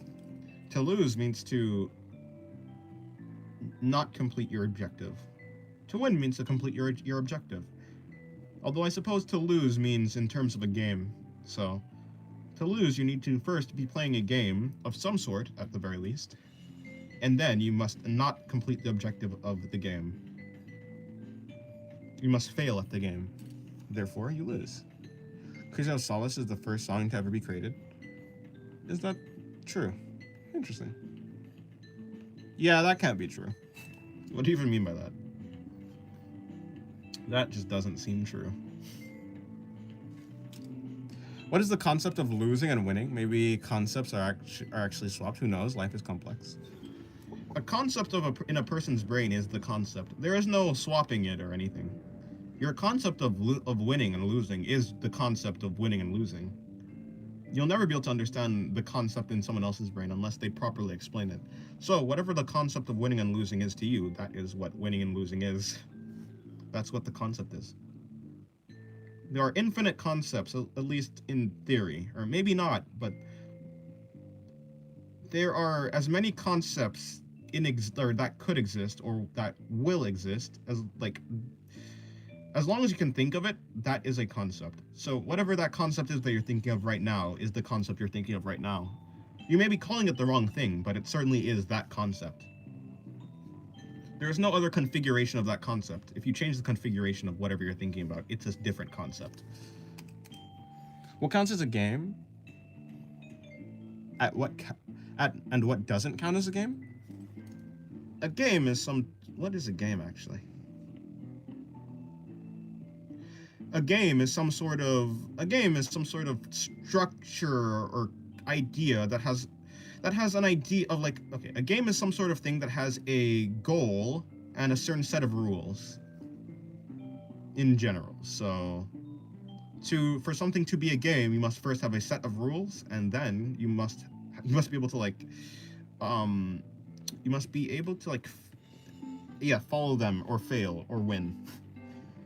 I think you must be able to win a game, and you must be able to, and the game must have rules. So anything like that can be considered a game, I guess. I think the 4am explanation, but yeah, Loki. No, that's different. I'm simply explaining, like, for instance, whatever your concept of red is, I think, like, whatever red, quote, like, you know, yeah, the concept of red, whatever that is, while it might not even be, you may be calling, like, saying whatever, like, the word that you're using for it may be wrong or may be inaccurate, but whatever you're thinking of is the correct thing that you're thinking of, if that makes sense, right? It's like, whatever you're thinking of, that concept can never be changed, or else it's a different concept. Which means every unique thought that you have or concept that you think of is in itself, like, correct, if that makes sense. But that doesn't really mean anything when it comes to other people. When it comes to other people, you have to have a collective understanding of what the other person means, like, when they're, like, thinking of a certain concept. Because, you know, words are pretty bad at describing things that are so intangible, like, for a lot of things, like concepts. Can a math test be a game? Yes. Cognito ergo sum. I can't speak Latin. Cognito ergo sum.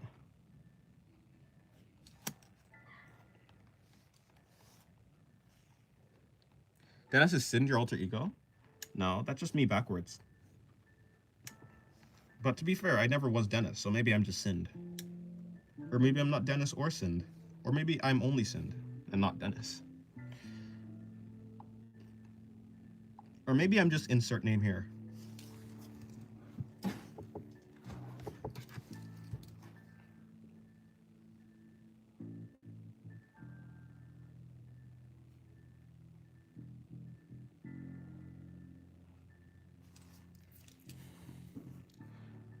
So you really are 7 Dennis stacked on top of each other? Maybe. Sind is Sind and Sind is Dennis? Mm-hmm. mm-hmm, mm-hmm.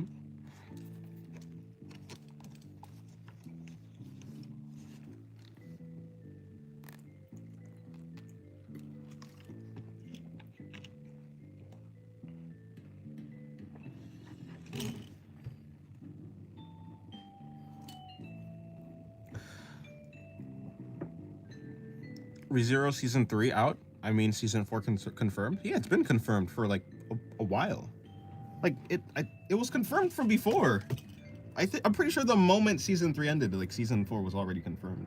If you're talking about the trailer, then, actually, I didn't watch it. I started watching it, but then I didn't watch it, because I was like, nah, actually, I don't really want, a teaser. I don't really want a teaser. I just want to watch the anime. Mainly because I don't want to, like, I guess, spoil myself on it. I just want to, like, watch it. I don't know. Yeah. Not that I can understand Japanese, but I would rather, I'd rather go in, like, with just, yeah, clear, with no, like, a blank slate, basically. I don't want any hints. Calc is short for calculator? I thought it was short for, like, calculus. Not joking. Well, I'm not really joking. Dennis is in backward chat for any newcomers. Yeah, I did see it. The school system cheats on us. Why don't we cheat on them? I mean, you can cheat on the school system if you don't value if you don't value the school system, sure, you can cheat on it. I think there are some values to, like, doing school. I think there's also some, like, useless parts to doing school.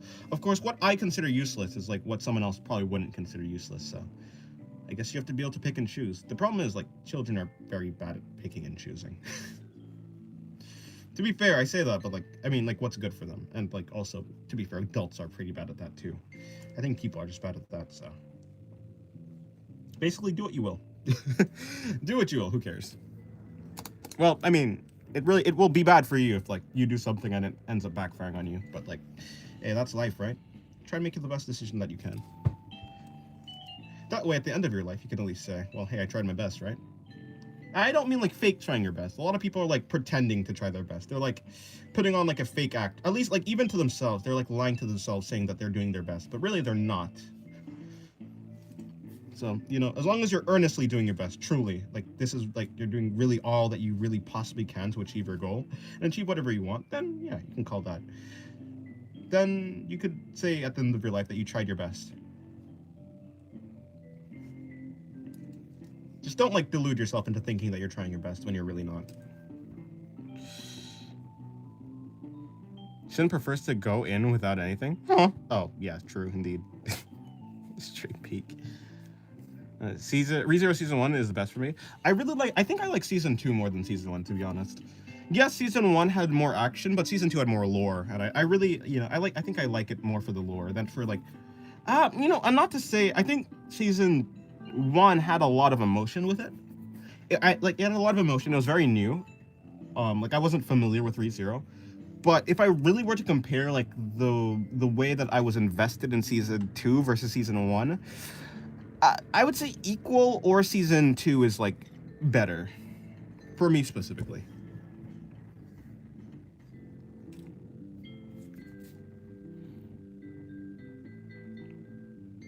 Seeing that trailer as someone who is almost done reading Arc 6 made me really hype. Yeah. Doing is hard for my bummer. Can the whole world be a game? If the world can be a game, what does losing the game of life mean? So the problem with, well, not the problem, but the issue with that is the world can be a game depending on what you want the game to be. The game, like, for something that doesn't have an inherent purpose or value that you don't necessarily know. For instance, if you're playing chess, you kind of have to follow the rules because someone made chess, so someone made it with explicit rules. Earth does not have explicit rules, so any individual person has to come up with their own rules to then abide by. So losing the game is whatever is like, you know, failing at whatever you've decided that the game is. It's completely subjective.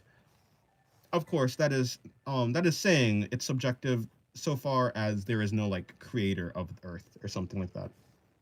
In that case, then it is more objective. I'm not talking about like some aliens or something. I'm talking about like a god or deity or something like that. If something like in the, I guess in the what would it be? In the meta narrative of Earth, of the universe, if something like that dictated like what it is, the script, the character sheet of the planet. Well then yes, but other than that, the game is whatever you want it to be. And losing means whatever you want it to mean. For the most part, it probably just means like dying, right? For like most people in general. I'm so hyped. I could low-key spoil all of you. True. You can. I mean, I would recommend you not. Season 2 felt very slow paced for me, but I respect that. Yeah, it was slow paced. You're like in one area for like the entire time. But I mean, like I didn't really need to, I can be I mean, like maybe like if I relate it to like not ReZero, if I relate it to Monogatari, I don't think Monogatari is like really about the places that you go or like the things that you do. So in the similar vein that Monogatari doesn't need to like do anything like that interesting like setting wise or like moving anywhere or like, you know, fighting wise, even though there are good fights in Monogatari. The same thing can be said for like ReZero, which like I don't, or like at least for me specifically, I just don't feel like going anywhere is like important. Maybe the pacing is slow, but I feel like the slow burn of Season 2, I don't know, it just really fit with me. It really fit with me.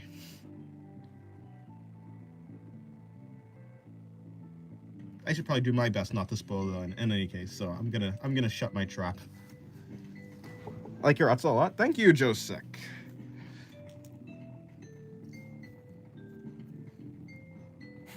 I did really like Echidna. Yeah, I think she was like the standout of the season. Yeah, I'm gonna shut my mouth. Okay, anyways. Yeah, you go Dennis will stop you? Well, time you out maybe if you do spoil. But I mean, to be fair, that's kind of like saying, that's kind of like someone having a nuke and or not a nuke, but someone having like a weapon and being like, yeah, like someone will uh, you know, like the damage will be done, and sure, like there'll be like some amount of like repercussion, but like still the damage will be done. So technically, there's not really anyone to stop you. The only way to stop you would be to preemptively stop you. But, you know, this isn't Psycho-Pass. Who am I? How many names have we given Singularity? A lot. Hello, Lily. Welcome to the stream. Timing out is like prison. True. Dennis, speaking of Monogatari, do you think you'd ever be able to make a dialogue-heavy story? Yeah, I mean, will I ever? Yeah, I mean, it's possible, right? Although, yeah, I mean, yeah, it's possible. Maybe even plausible, given how much I do actually like Monogatari. So, because Monogatari is like such a good piece of media for me, yeah, I'd probably be heavily inspired by it. But like also, I'm also inspired by like a bunch of other things. So it's not like Monogatari is the only thing that I'm gonna be. How hard would it be? Probably not that hard. I think I really do like dialogue. For instance, I have posted some sort of story in the Discord and the OC Lore channel in the pinned messages.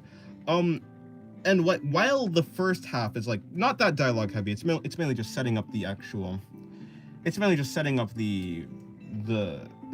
environment, I guess. Yeah, the scenario. The second part is like mostly dialogue, which I really enjoyed actually. So I think dialogue is very interesting, especially I think maybe this is what now I can't say, but I think Nisio Isin, he just really likes philosophy. So I think all the different like characters are like representing, well, you know, for the most part, you know, of course it's not only about philosophy. There's like some psychology happening. There's like a bunch of different interesting things happening in Monogatari that's not just philosophy. But I feel like a lot of the interesting parts, at least for me, is like different characters representing different like philosophical beliefs and just philosophy in general, and having them interact with each other. And I think that's a very interesting way to like do characters.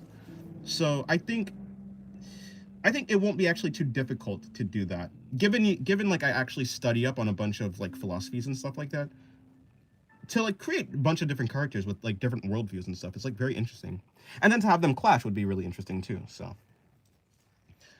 like the characters, whether it be in like a fight or like in dialogue or something like that, you know. Hello, Maria. Welcome to the stream. I'm glad to catch this live stream. Yeah, welcome. How's your day going? Hopefully your day is going well. Oh yeah, there is a Discord. It's in the description of the stream. If anyone wants to join the Discord, yeah, description of the stream. You can post art or just, I guess, chat. Remember to go to the Reaction Rolls channel if you want to like select certain channels for you to view, because by default you can only view like the art channels mainly. So yeah, make sure to go to Reaction Rolls if you do plan on joining the Discord.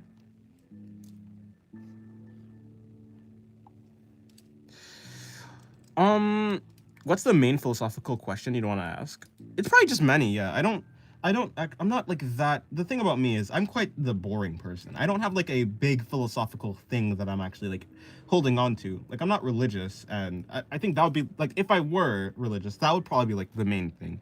But because I don't have a true, real, solid.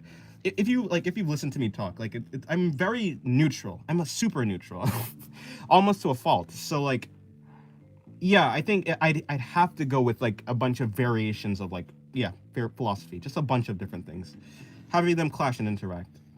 But in general, I don't think the story is like about. Well, I guess it. To be honest, most things, like if you break things down far enough, things are just made out of like philosophy. Any ideas are like kind of able to be like turned into philosophy. So I don't know. It's more just a story. I'll see where it goes from there.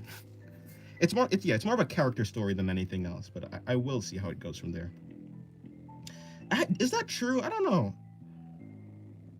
I mean, like, there's aspects of like shonen, like battle and stuff like that. There's aspects of strategy, maybe. There's aspects of, yeah, philosophy for sure. When it comes to like, I think when it comes to character motivations and stuff like that, that's where the philosophy comes in. That's where like that's important. But Yeah, I don't know. I'm quite neutral. So, what do you think makes good and endearing dialogue? Characters that bounce off of each other well, but that's a little bit broad, obviously. Good and interesting. Characters. I don't know.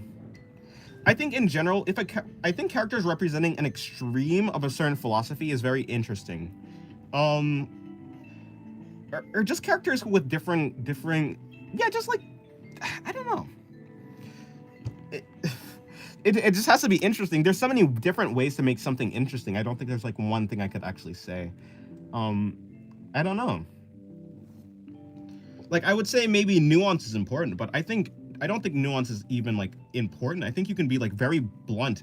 For instance, I think if you watched Fate, I think it was Fate Zero, right?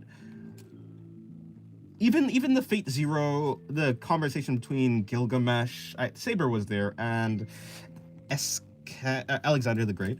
I'm pretty sure it was Alexander the Great. That was I wouldn't say that was like a super nuanced conversation, but it was still very interesting because of like the different ideologies and like the clashing of them. I just think yeah, I don't think there's like one in particular. I think they all can be like really interesting. I don't know.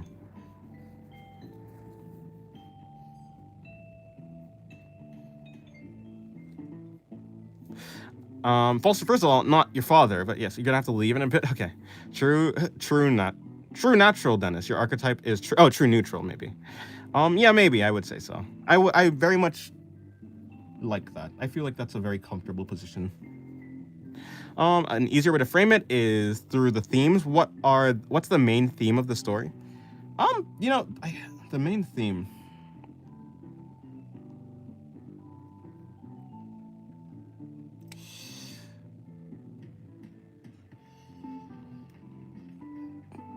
Okay, maybe it would be the main theme of the story, I suppose, is just learning to value learning how to achieve your value, or like whatever you value, or like learning how to even value things in the first place. Maybe finding a personal reason to do something that's not personal in the slightest.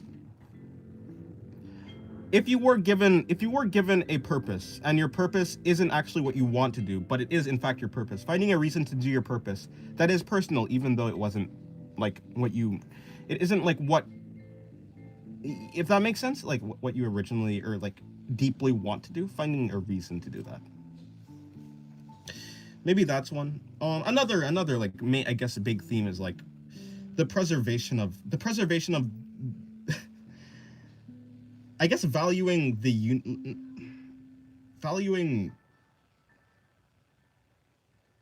yeah, that's a little bit more difficult to actually put into like a good, easy to like say sentence. To value everything, maybe. Or to value everything, or to value nothing, maybe. But that's more of just I don't know. Yeah, it's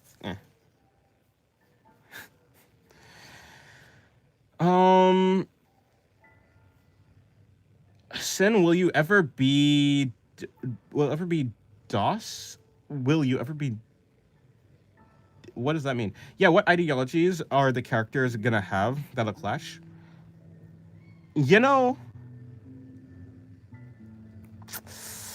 I mean, well, hold on, give me a second. I think a good example is from my own characters and factions. Cult. Not even gonna try with those things. Nihilism, while Penumbra, virtuousness focuses that you're either bad or good, no in between.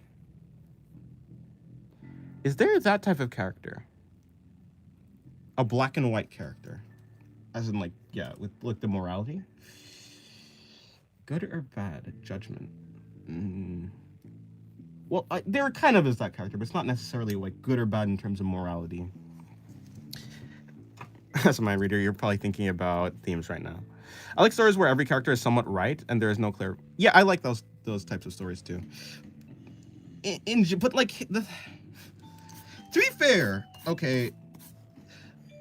when it comes to a character that's right or wrong, in general, I think the only thing that you can truly call right or wrong, as long if you're taking a truly neutral like standpoint, the only character that can be truly right is a character that doesn't have the right reasoning for what they believe.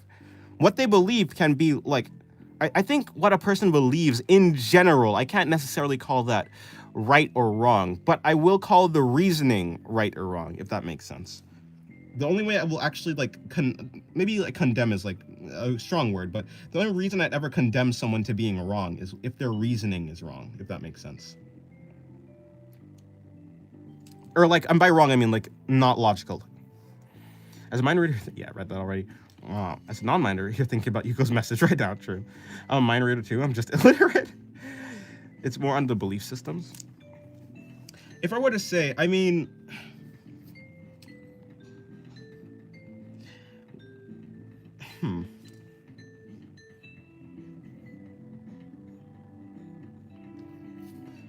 I mean, yeah, but that's such a.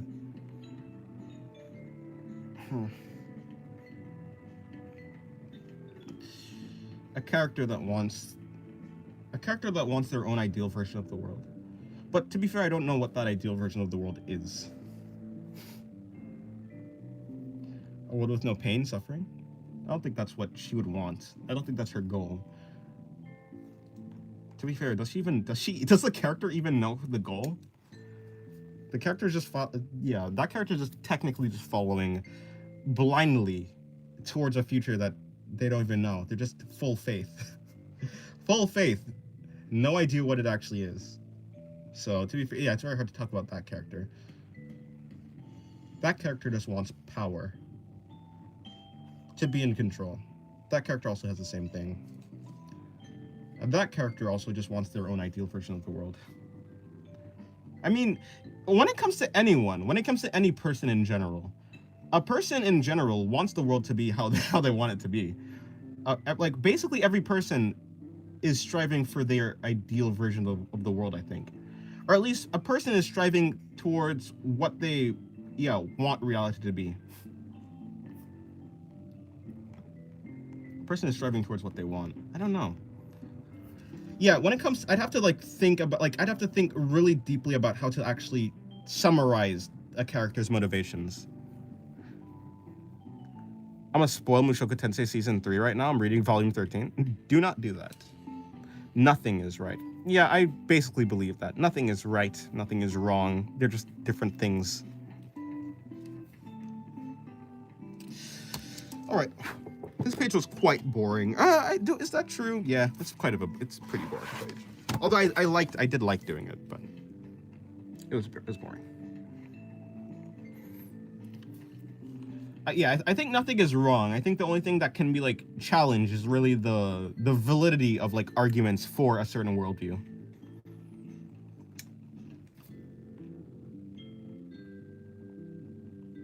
Like, a person may have a worldview that I find unfavorable, but like even then I wouldn't call it wrong. I would just call it, like, I wouldn't call it wrong. Although usually the reason why, is that true? Is that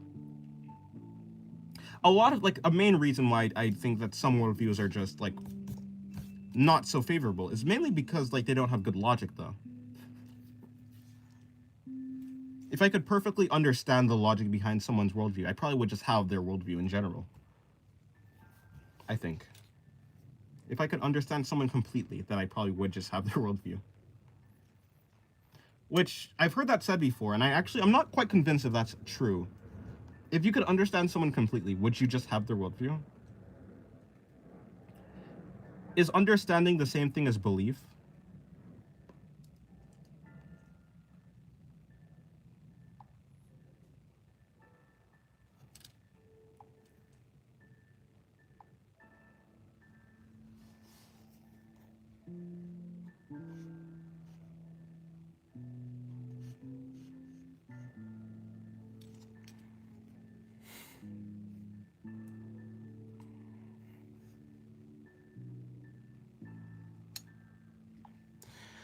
I'm actually at a loss for words right now. I can't even spoil anything big because in Mushoku Tensei, because so far from what I'm reading, it's moving at the same pace as a slice of life. I see. Understanding does not equal belief. Not every belief is attained through reason. Sometimes it's just desire and emotion. Belief is attained. Yeah. Well, to be honest, I think practically everything. I think everything is attained through emotion. Like first, I think everything is like emotion first. You never really you don't go with something that doesn't feel right in general. I think. Maybe that's an oversimple. Maybe that's like a thing where I'm speaking too broadly, but not every belief is attained through reason. That's true. Some beliefs are attained through faith.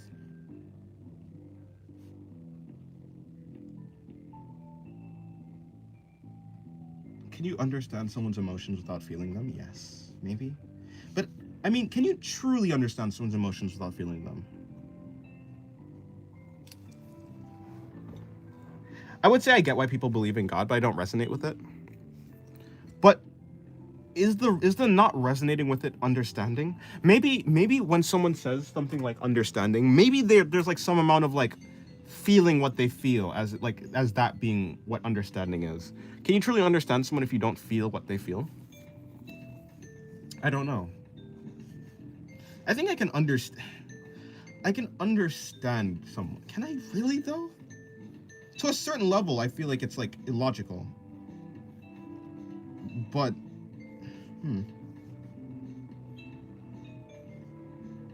it's weird. It's interesting. Like, I think at the base of every belief is desire and emotion. But people use logic to rationalize it. It's just that some people also just don't. Some people skip the second step and just like keep the first step. The pure emotion and desire. Because I guess in the end, all beliefs in general is just built through preference.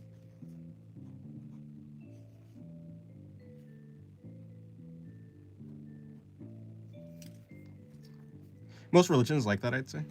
Yeah, most religion is like that. But yeah, mainly because that's just like how it's set up. Most religion is set up through faith. Like, it's like by definition. Good question. I guess true understanding on other people is impossible. The closest thing for me is art. That's why I like it. Ah, fair enough. Yeah. But if you were to truly feel what someone else feels, and you were to truly understand them like at the deepest level, at that point, I think you would just believe what they believe. I think so. I think that is true.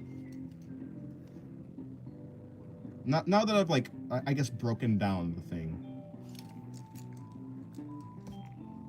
Art can express things that pure language can't. Yeah. I guess in a certain sense, art is like experience itself. Well, maybe not the pure sense of experience, but like it comes close to like just being experience, like pure experience, but not necessarily. I believe in evolution, though. I've done no more to really look into myself than my age. And I've done no more to really look into it myself than someone my age who believes in God and has done to look into if God exists. We both just accept what others tell us.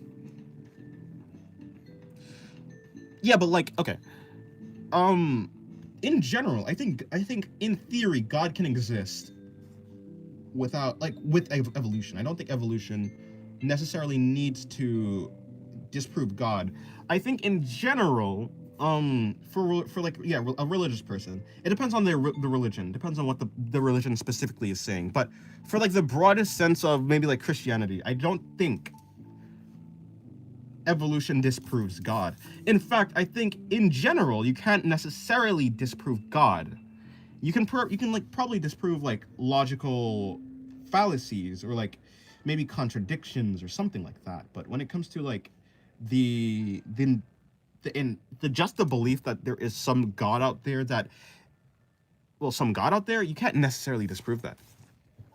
So I think it's very difficult I don't know. I don't think it's actually. I don't think it's possible to really disprove God at the point that we are right now. But in the end, I think, in general, like there are some ways that you can there are some ways that you can like think about a god or something like that. Like I think it's a very compelling argument that I don't know if if compelling is the right word, but it's a very understandable argument that, well, if the universe couldn't have just popped up from nothing, everything needs a cause, then surely there was like something at the start, and you can call that God. But the problem is like that's not usually what people mean when they say God. They're usually talking about some like something that like doesn't have an end, it doesn't have any limits, something like that. But like then you have to ask, where did that come from? And if you can like excuse where the God came from by just saying it always existed, then there's no reason you can just say that the universe just hasn't always existed too. So in the end, you still run into like the problem of like creation in general. Why is there something rather than nothing? As an atheist with firm religious parents, I can confirm that they don't accept evolution. I know it's stupid, but they think so. Yeah, I mean, it depends, like, yeah, what religion, or like what, if you're like a Christian, it depends on like what sector of Christianity it is. Um, I mean, it just comes from a lack of understanding of like evolution in general.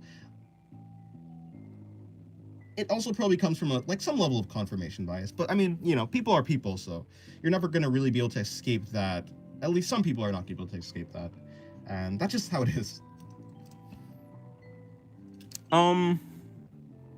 I don't even know if you could ever, if you could, or how you would. Oh yeah, to disprove God.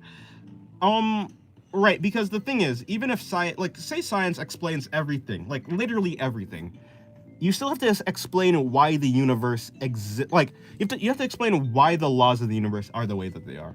You have to explain like at a certain point, you're not going to be able to get past. Like,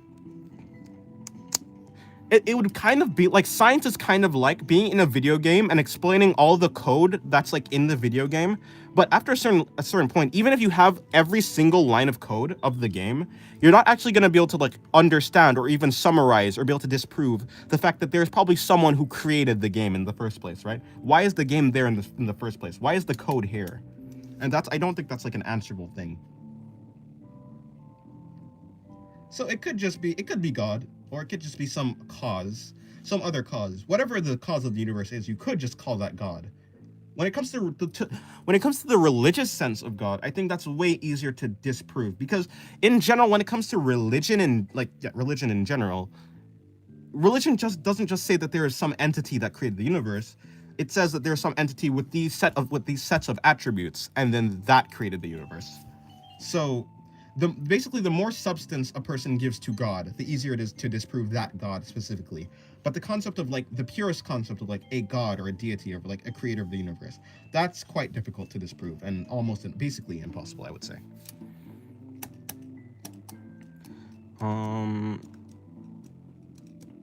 I'd say it's not stupid. A lot of my friends are religious, and to them I must be the crazy one. Yeah, right. Like stupid or smart or good or bad, that type of thing. It's very difficult to actually pin down what that is, because obviously like those terms are like obviously subjective. But you may say not stupid, but perhaps illogical. At least for someone, maybe not illogical, but basically I think it comes down to confirmation bias, which isn't necessarily stupid. Everyone has like confirmation bias, but it definitely is illogical. I think confirmation bias is like, yeah, illogical in general. It's never going to really lead to any. Is it really going to lead? Is that possible? I hate to say never, because I feel like, well, anytime anyone uses something that's like an absolute thing, it never really turns out well. So I hesitate to use always, but I don't know. Confirmation bias does seem illogical at the very least. Whether something that's illogical is like stupid or not, that's like up to you to decide. But I do think it's illogical. I wouldn't say I am an atheist, but I do believe there's a God. We don't know who they are, or perchance one of the religions is correct. But the matter is created from somewhere, or from someone. What do you define as God? Do you define God as some entity that created the universe? Like a thinking being that created the universe? Or do you define that as the cause of the universe?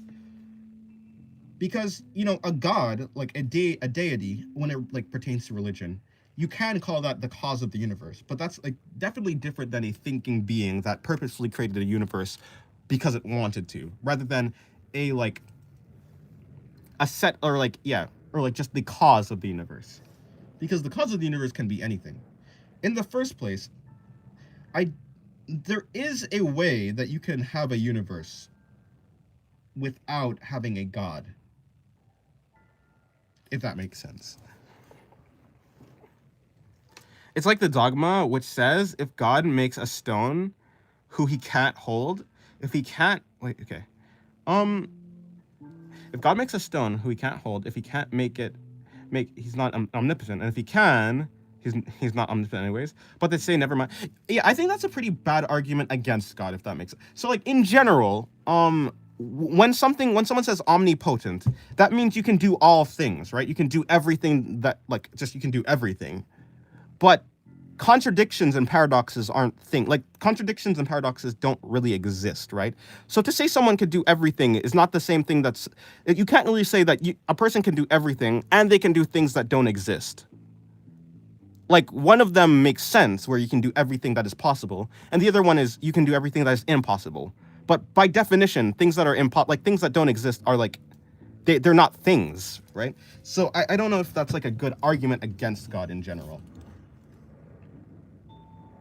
I think it's a compelling argument. Like it's a teaser. It's like a brain teaser. But I think it's getting something wrong about like, because like omnipotent means like you have the potential. Like you have every potential. You can do everything. You have the potential to do everything, and you can, depending on your will. But like, how can you have the potential to do something that doesn't exist? Like I mean like literally like the concepts of something that doesn't exist, like you can't even think about that. you cannot think about like you can't think about like a three-sided cube or something like that. Like that's impossible. The concept doesn't exist. So yeah. Well, God technically can. Like what does that mean to create something that doesn't exist? What does that mean to do that? Like that doesn't make sense. like I mean like even as a human that doesn't make sense. So if you're saying like you're posing a paradox as something that actually exists, but if it literally doesn't exist, then I don't know. I wouldn't even necessarily say I don't believe in God. There's just more proof for science, so I go with that. If there's proof, I gladly pray and stuff. True. I think you can frame science as like the rules that God has like laid down. So like God and science certainly don't necessarily need to contradict itself in general. But I see what you're saying. Yes. It's said in the Bible too, if I don't believe. It's said in the Bible that God can like create paradoxes. I mean, I'm not gonna sit here and say that I'm like a Bible scholar or anything, but I have like watched and like heard a lot of arguments for and against God. I've never heard the argument that God can in fact create a paradox. Like, because paradoxes don't exist. I've heard the argument that God can create everything that is possible. That he's God is, in the Bible, God is omnipotent. But omnipotent is to be able to do everything that is possible. But is omnipotent to be able to do everything that is possible and not possible? I don't think so. But I don't know. I need to get like a definition of what that means.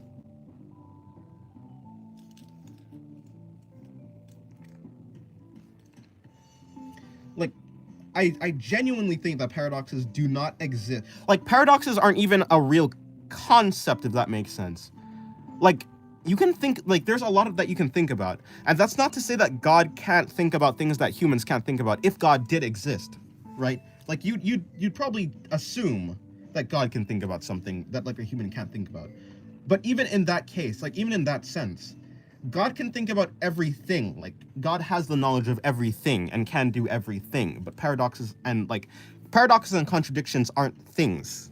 They're like anti-things. They're like, yeah. So when you say like, yeah, can God create like a boulder that he cannot like lift? It's like, I mean, sure he can, but that doesn't mean that he's not omnipotent. Because like, yeah, that's like in the wrong category of like omnipotent.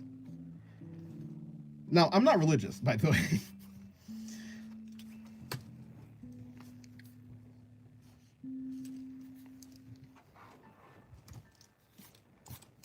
But I was simply arguing if I were religious, how I would actually answer.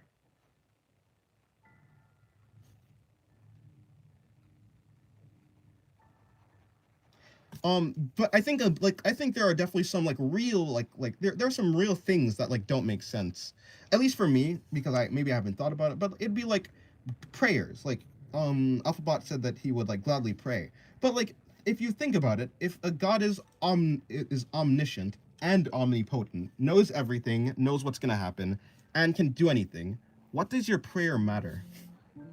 Because think about it, if you have a wish, you don't necessarily need to pray because your wish is like gonna be like whatever God wants to happen or has willed to happen or has like foreseen to happen will happen, whether you pray or not. Like so you're like, and so in that sense, I don't know. I think for a religion that says that free will exists, it also seems to like like if your prayer was in God's like if God saw that you prayed or like, but if you know what I'm saying, right? If God wills it to happen, it's gonna happen, regardless if you prayed for it or not. And I've seen like there are people who say that like that prayer isn't really about like prayer is not actually about getting what you want, but it's about a communication between you and God, right? It's a personal thing, which is like fine and all. Like I think that's fine, but people pray for things to happen. In general, they don't just pray to talk to God. They're not just calling up God just to, check in. Be like, hey, how you doing, man? No, they're like calling for like something. Which is like weird. If the something was gonna be done already, then you didn't need to call. If the something wasn't gonna be done already, then whether you want it to happen or not isn't gonna change anything.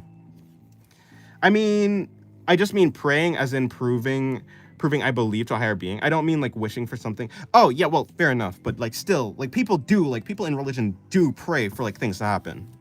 But yeah, they pray for hope to have a better life.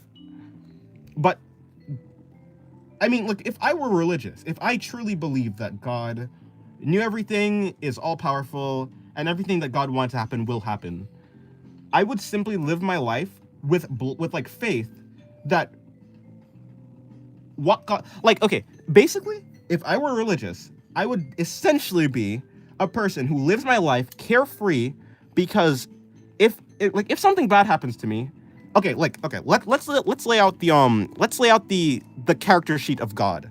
God is all good, all loving, all powerful, omniscient, and omnipotent, right?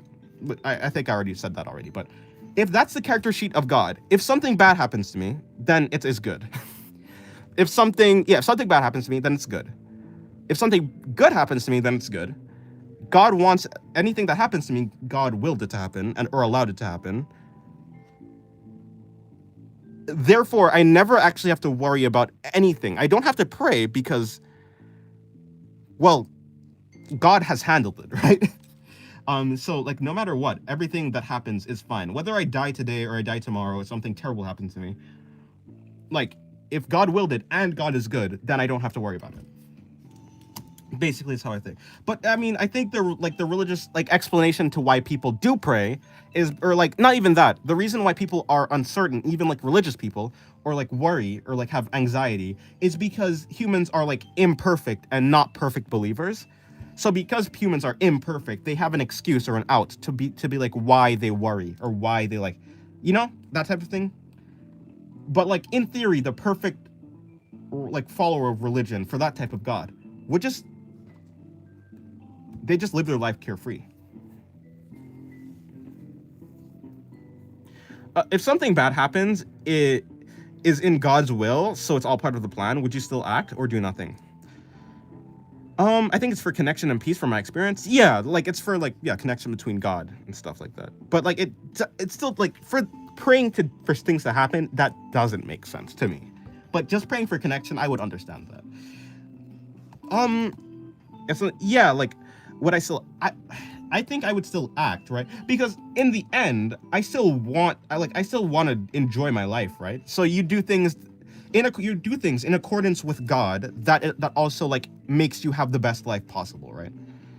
So like you'd like help your neighbor out, or like you go like do community service, but like because also that's like part of the, like, so it's not like religion, like for Christianity isn't just like sit there and just accept that God will like, but like the Bible says to do things, right?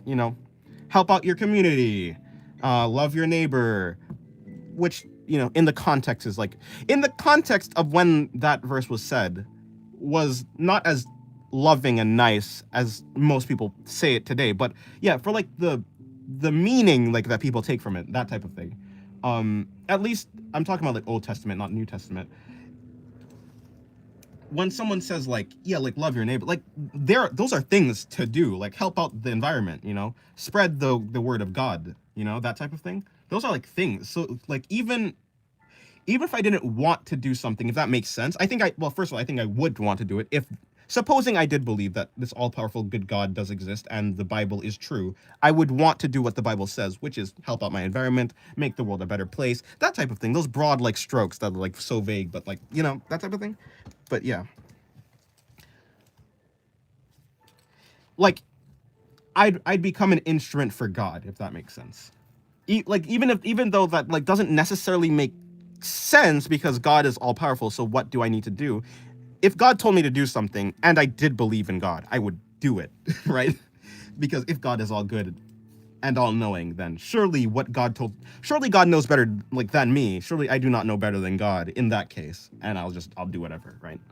Essentially is basically what I'd say. If there's a God, then I feel there's more reason to believe it's ambivalent than benevolent. Yes, I would believe that, actually. I think it's a little bit illogical to think that something that's all powerful allows terrible things to happen. There are excuses for it, but I think the excuses are filled with holes.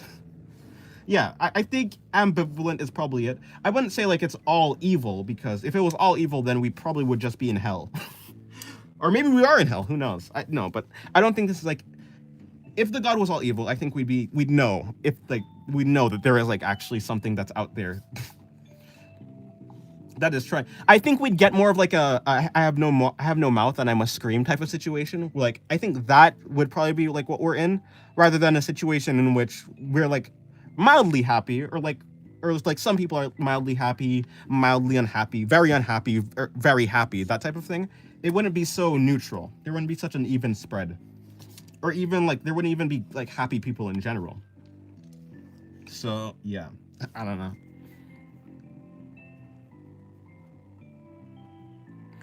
If there's I'm ambivalent. Yeah, I think I do believe that if there is a God, then it doesn't necessarily care. Or you could say that there is a God, but it's not all powerful. So like there is a God, but it's living within some sort of rules, right? So like, yeah, there's different ways to like have God, but like still have it like make sense. When it comes to like, like all powerful, all good God, I think that doesn't seem plausible. That's kind of scary. I feel like that wouldn't be real. It'd kind of be like a cult, low-key. I don't know. Like, okay, if you think about it, I think it would be a real, like, that would be, I think a cult is only a cult when the cult is like bad, right? And I use bad loosely, of course, because I'm me. But if there is an all good God, you'd probably just you'd want to do it. It's not even like you would like not want to do it. Like, if you knew for a fact, if you actually knew that there was a God, or at least 100% believe that there was like an actual truly all powerful, all good God, I think you'd for sure just want to follow it. Right? It'd be like have you ever seen like a character in an anime that's like, or like a leader character that's like so good at leading that you kind of just want to do you'd be like a character that makes you want to be a soldier for them, that type of thing. That's like imagine that, but like the ultimate form of that, where it's like a thing that is like so good that it just makes you want to like follow it. Like something that's so righteous and so noble that you want to follow it. I think it's a beautiful idea. I also just think it's like not realistic and doesn't reflect what we see in like reality.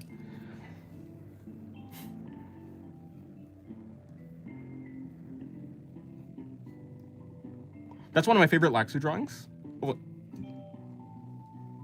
this one? Or you're talking about this one, right? Because I haven't finished this character yet, so there's no way you'd know it'd be like Laxu. We are definitely not in it is way more complex than the story. I'm not saying the story is not complex, but it isn't as complex as the world right now. Fair enough.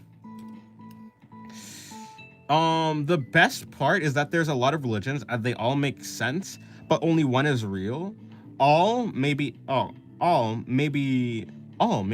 no one of them is real. How can you know the truth? You don't know the truth. You have faith, right? And the thing about faith is you don't need any logic to believe it. You just have to believe it. Actually, religion is a cult. It's just a bigger majority, but it isn't seen as bad and has adapted moral stance. I think a cult is okay. So a cult isn't necessarily bad, but a cult usually is bad because cults are not something like, okay, so cults focus on a person. Like they're like the cult leader is the god. The cult leader is basically the most important thing in the cult. Not really the god. Even if the cult does have like some sort of god, I would say that an evil quote unquote religion would still be like, I think religion and cult is different.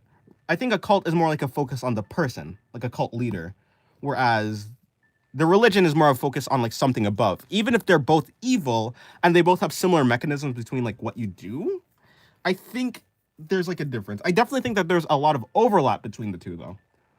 But I don't know if I'd actually consider religion to be a cult. Okay, if you're defining cult as a thing in which people have blind belief, no logic, and they 100% have to believe this thing like to live their lives, and like it dictates how they live their life with like no reason, if that makes sense. If that's what the definition of a cult is, then yes, I guess religion is a cult. But I don't know. I feel like the definition of cult is a little bit more specific, if that makes sense. I don't know. Yeah, I mean, it kind of makes sense. That doesn't sound like free will in a good way to me. No, like, well, okay, first of all, to be fair, I don't think free will would exist. I think in the Bible, as it's said, I don't think free will well, in general, I don't think free will exists. So like as the world that we find ourselves in, I don't think free will exists. Therefore, I don't think that the Bible's version of free will really exists. Supposing that free will existed, I don't necessarily know.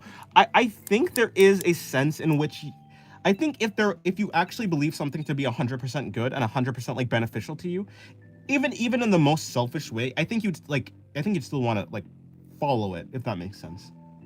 Like what reasoning would you give that you wouldn't follow it? You'd have to have like a real you'd have to have like a hate of the world itself to like probably not want to follow it. You'd have to like reject reality, if that makes sense.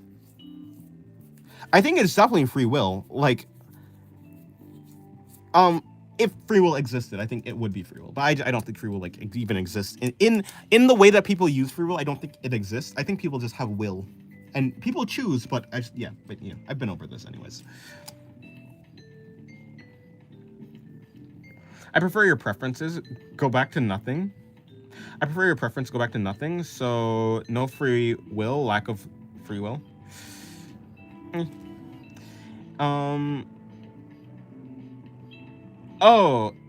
That is I have no mouth and I must scream. I didn't know that. Cults are usually so because I have never seen.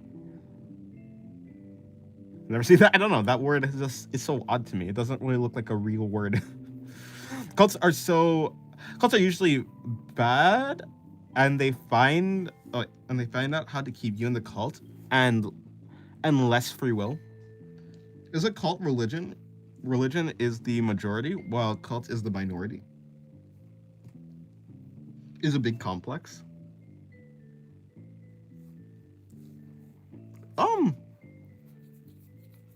Like, what are you defining as a cult?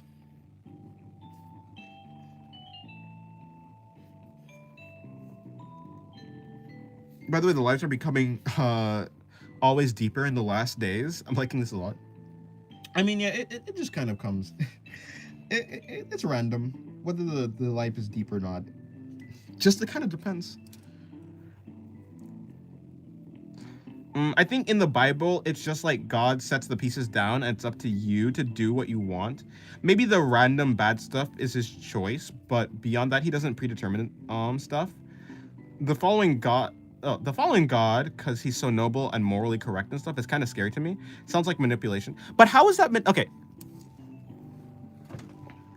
Like, how though? Like, because that doesn't like. I'm not saying that the God is like controlling you to okay, like if you have something that's like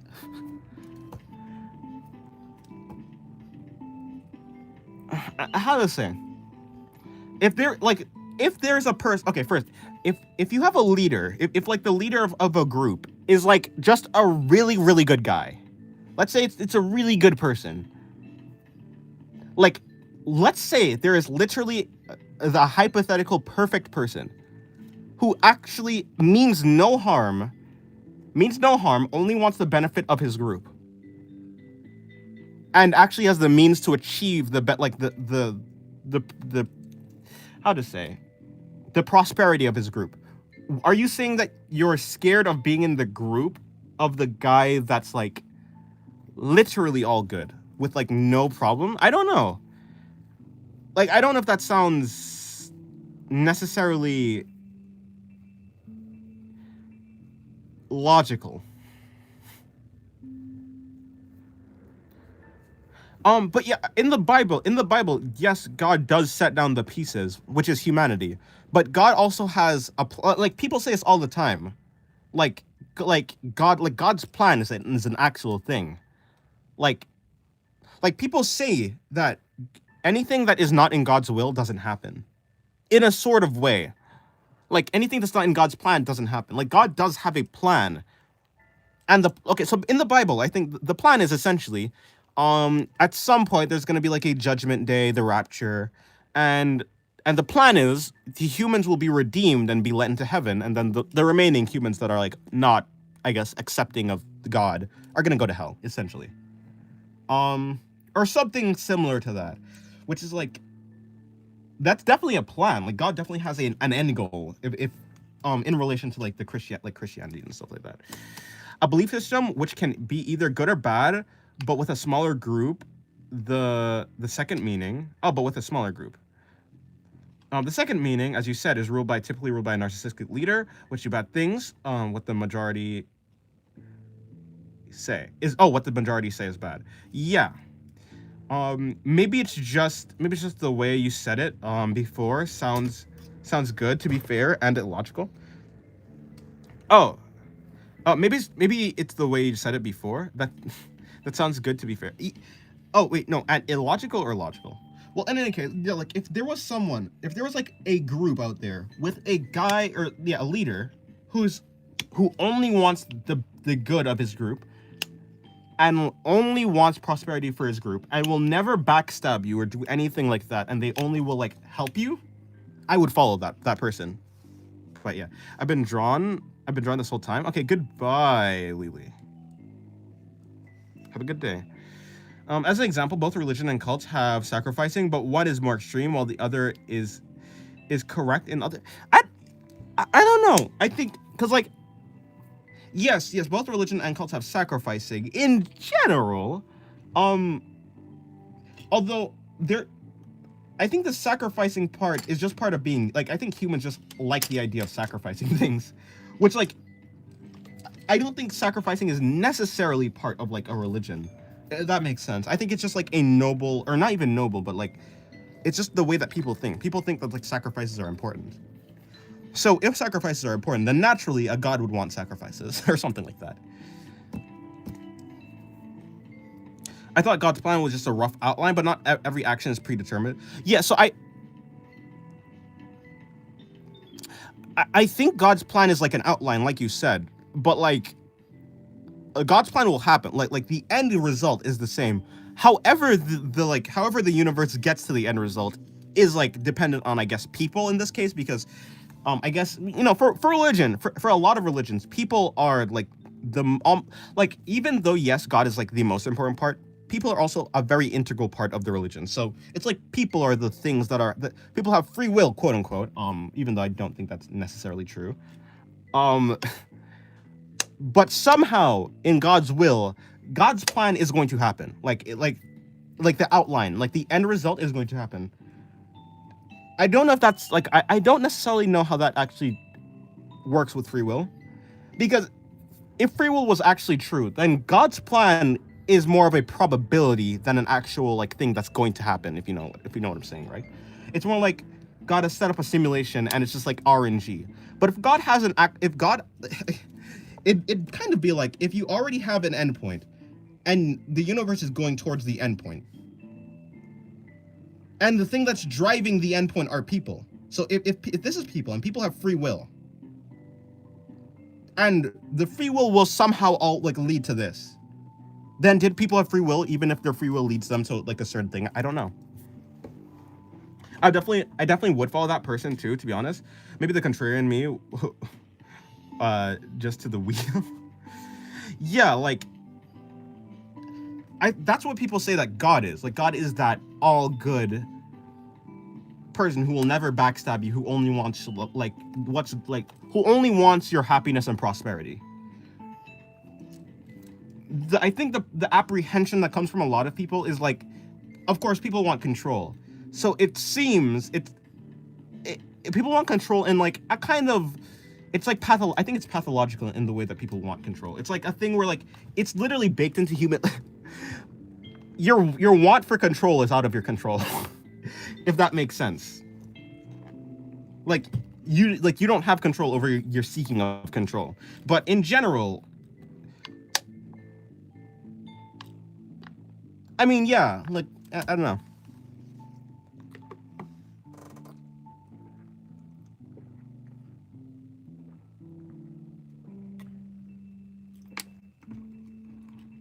I thought God's plan was just a rough outline, but not every action is predetermined. Like, yeah, I'm not about to kill my family right now, but I can choose other things that align with who I am.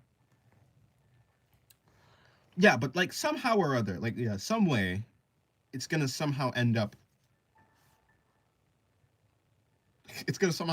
like fulfilling God's plan anyways. So I don't know.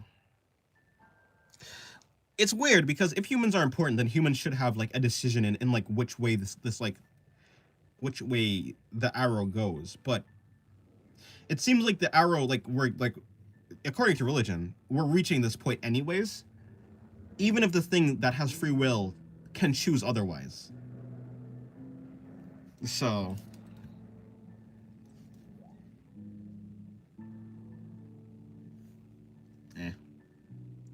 any case, let me get back to my drawing.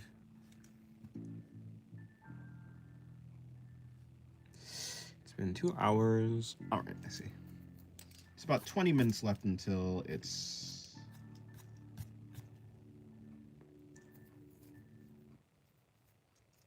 As someone who saw the dead bodies of some people who have been sacrificed in cults and sects, I can confirm that they are not the same thing of a normal religion.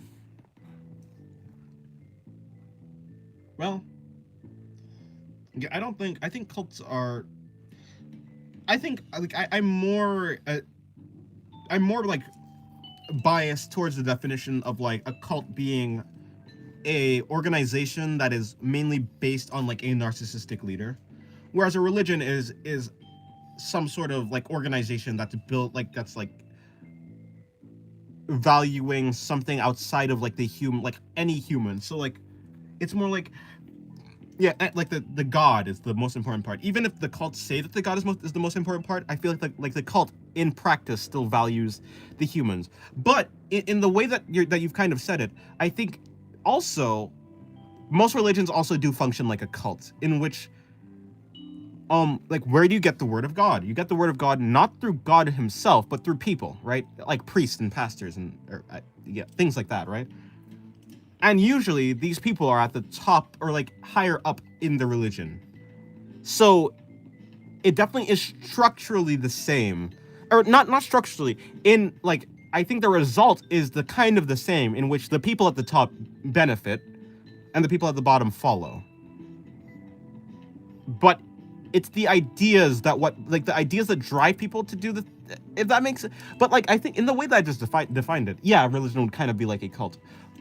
But I think for like Christianity specifically, there's not like one person that's like ultimately benefiting. It's more like the idea itself is benefiting, if that kind of makes sense. So yeah. Someone, yeah, no, right that. I'm a head out now. Okay, goodbye, Saul. Have a good night. I really don't know about religion. I have not researched it, but I want to say God just will do the rapture one day or whatever, but it's not predetermined. He's just decided that he will do it someday. And it's not like anyone could stop him or anything. No, so like God has a date for the there is a date for the rapture set. It's just that in the Bible it's also said that no one knows when the rapture will happen. Not that like not like God doesn't know when the rapture will happen, or doesn't have a plan for when it will happen, but just that it will happen. Like I think that there is a plan. It's just that people will never know. But like that's what's said in the Bible. Yeah, like if the chief is God, and usually section bosses have not good purposes, have art block. Oh, that's unfortunate. Unicorn Fantastica. Welcome to the stream, Unicorn Fantastica. Hopefully you can get over your art block.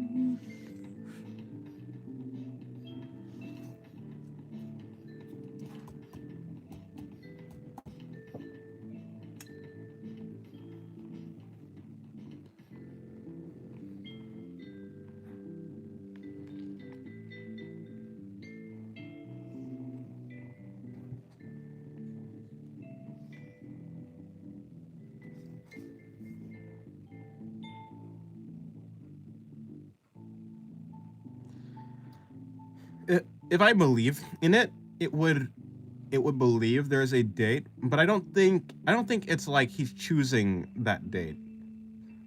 Yeah, but it's the same as me choosing to get a haircut on a certain day. I don't think he's choosing the date, yeah, but it's the same as me choosing to get a haircut on a certain day.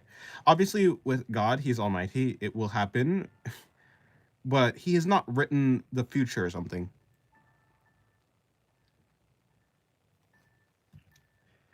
Is knowing the future the same thing? Okay, so maybe he hasn't written the future, but if you think about it, God knows the future. Like God can see what's going to happen, right? Like that's what omniscient, like all seeing, all knowing, right? There's nothing that God doesn't know, meaning God does know the future. If God knows the future and is going to do something in the future, then God knows when he's going to do the thing in the future, right?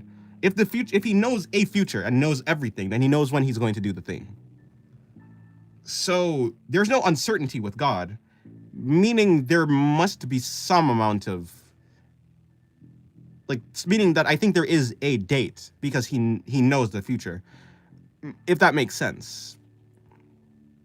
Like, okay, if you think about it from a being that knows everything, why would you and you're all powerful, like you're the smartest being ever, and you're all powerful, and you're all knowing. You're going, like, there's no reason for you to just make up your mind randomly, willy nilly. Because in that sense, time doesn't even have a meaning for you. Like, the rapture is gonna happen when you want it to happen, and you know the future. So shouldn't you know when you want it to happen? If that makes sense, I don't know. Yeah, I can't. I can't just get out of just drawing girls with pigtails. It feels wrong. I mean, if you like to draw girls with pigtails, then what's wrong with drawing girls with pigtails?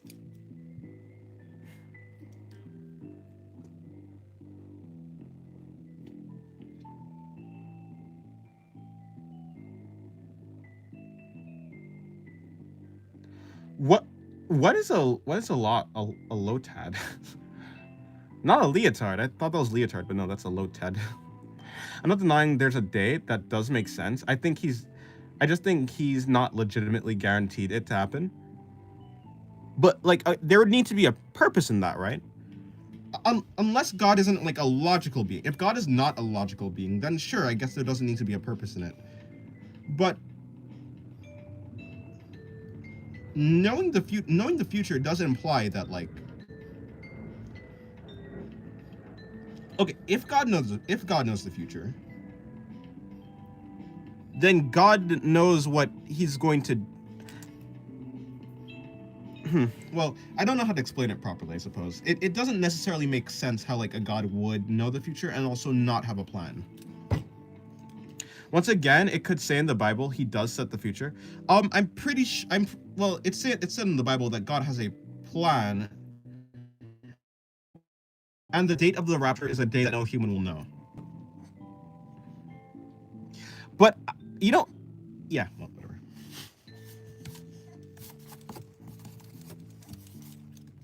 But I'm certainly inclined to believe that the God of the Bible does know the future.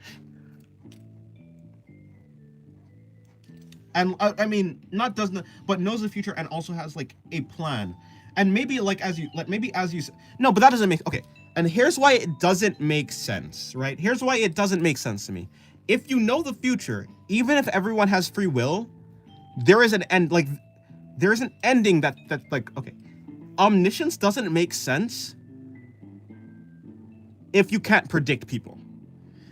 If God doesn't know the future, then God isn't omniscient. If God is omniscient, then God knows the future.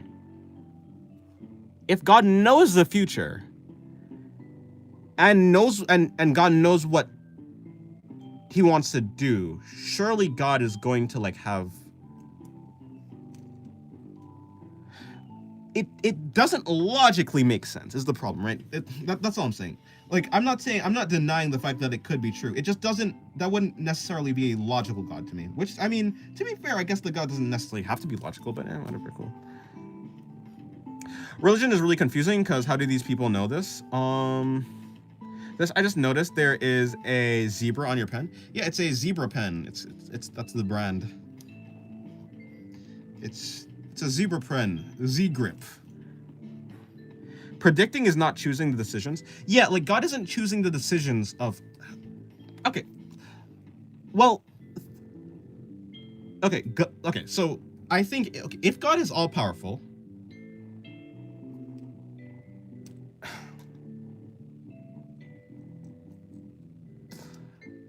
nothing happened. Okay, I don't think anything happens. Like, okay, if God is a real thing, nothing happens without God's will. Something that God doesn't want to happen doesn't happen. Let me see. Predicting the future. I wouldn't say that you could say that God isn't choosing the future, but God certainly wills the future to happen.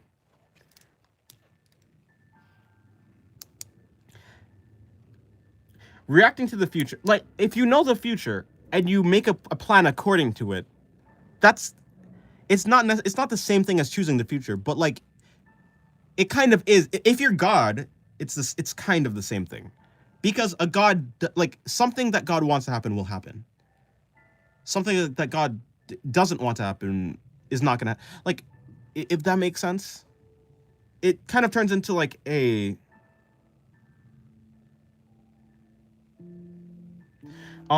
but yeah, I don't know.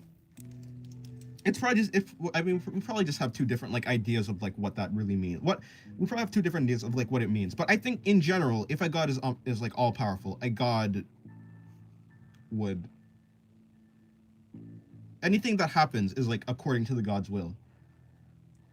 Because that it kind of be ridiculous if you're all powerful and you like if you're all powerful, all knowing, and something that you don't want to happen happens.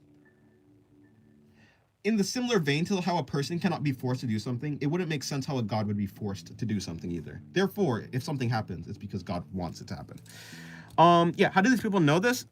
His name is Dennis. No, my name isn't Dennis, but they're calling me Dennis. So you can call me Dennis as well. But my real name is not Dennis. According to how people know about religion, no one knows about religion. It's faith.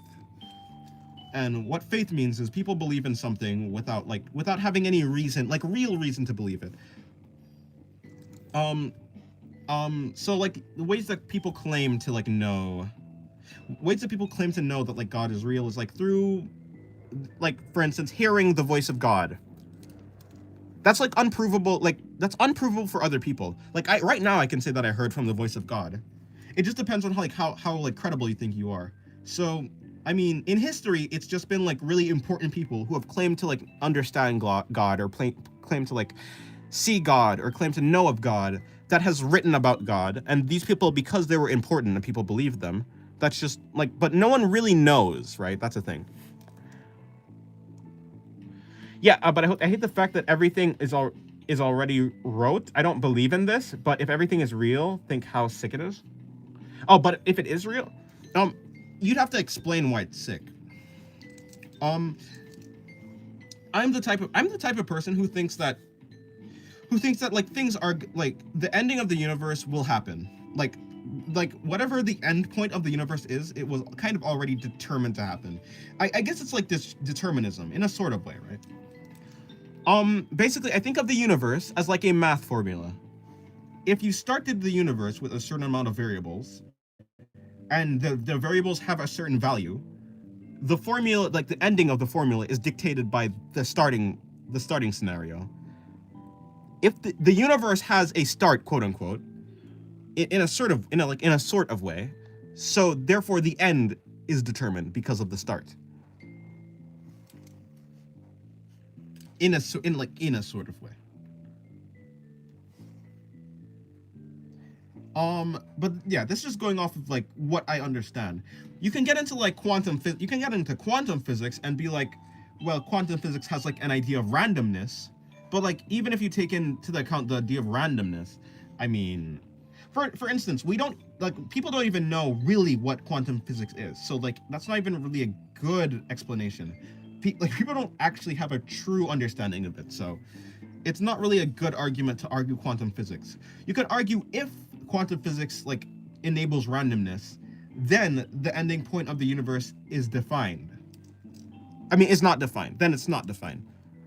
But I think in the first place, the reason why people kick back against like determinism or the universe having a script, quote unquote, is because people want to have free will. They're not necessarily kicking back on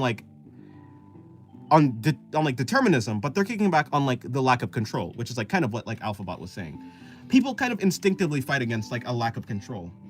But like if you think about it, like just think about it in like, or maybe this is not like the best way to think about it, but you like if the universe is a universe without free will and you're living in it right now, then whether it was true or not that the universe has free will, you still enjoyed your life perfectly well up until this point.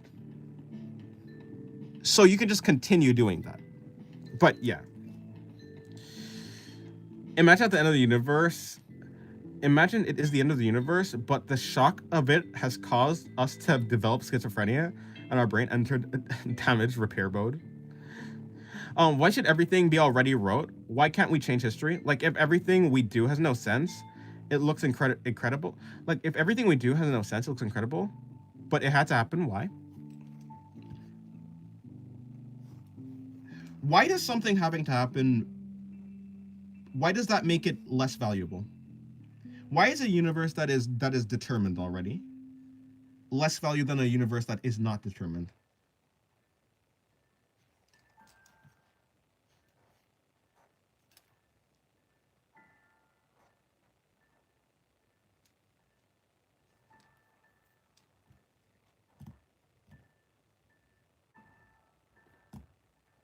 In the first place, you can't change history. Like that doesn't make sense.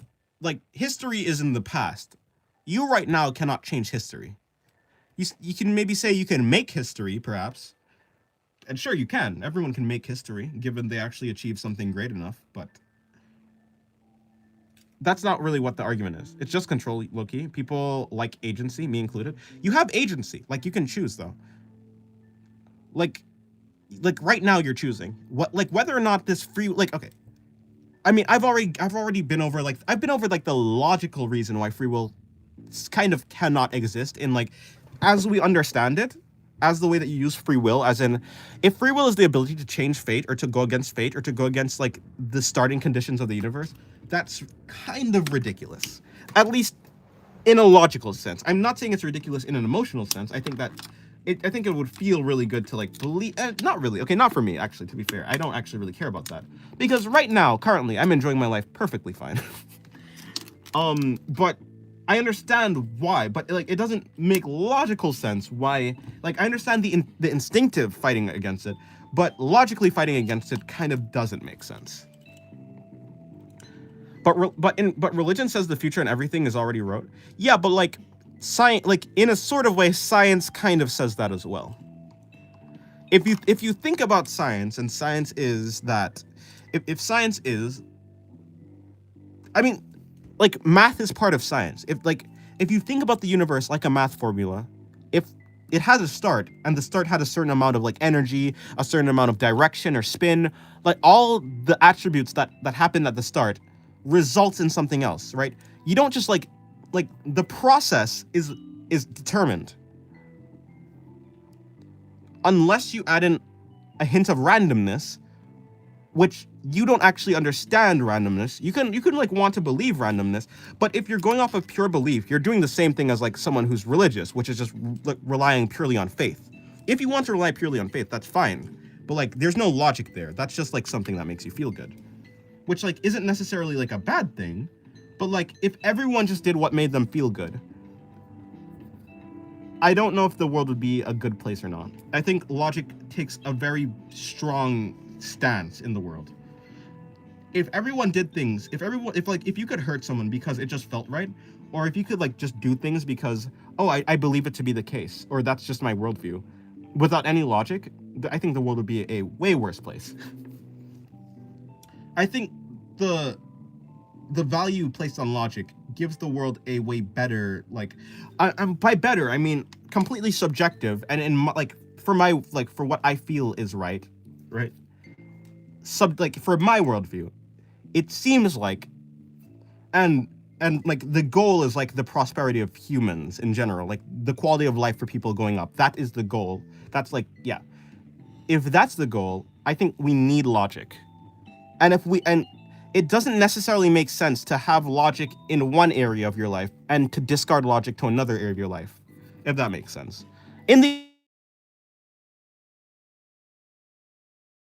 I think people should do whatever makes them happy. If it does make you happy to believe that you have, like, free will, like, then go ahead. But, like, I mean, I don't know. I think I fight against the running away from logic. I think that's just something that, I don't know, I place a big importance on. I love this brainstorming. I've learned more today than 13 years of a religion class at school, by the way. Well, if it was useful, then that's good.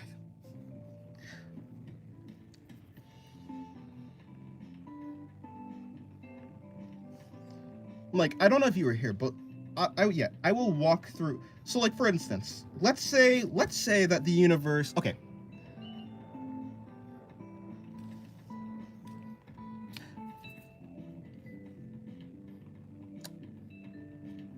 When it comes to free will,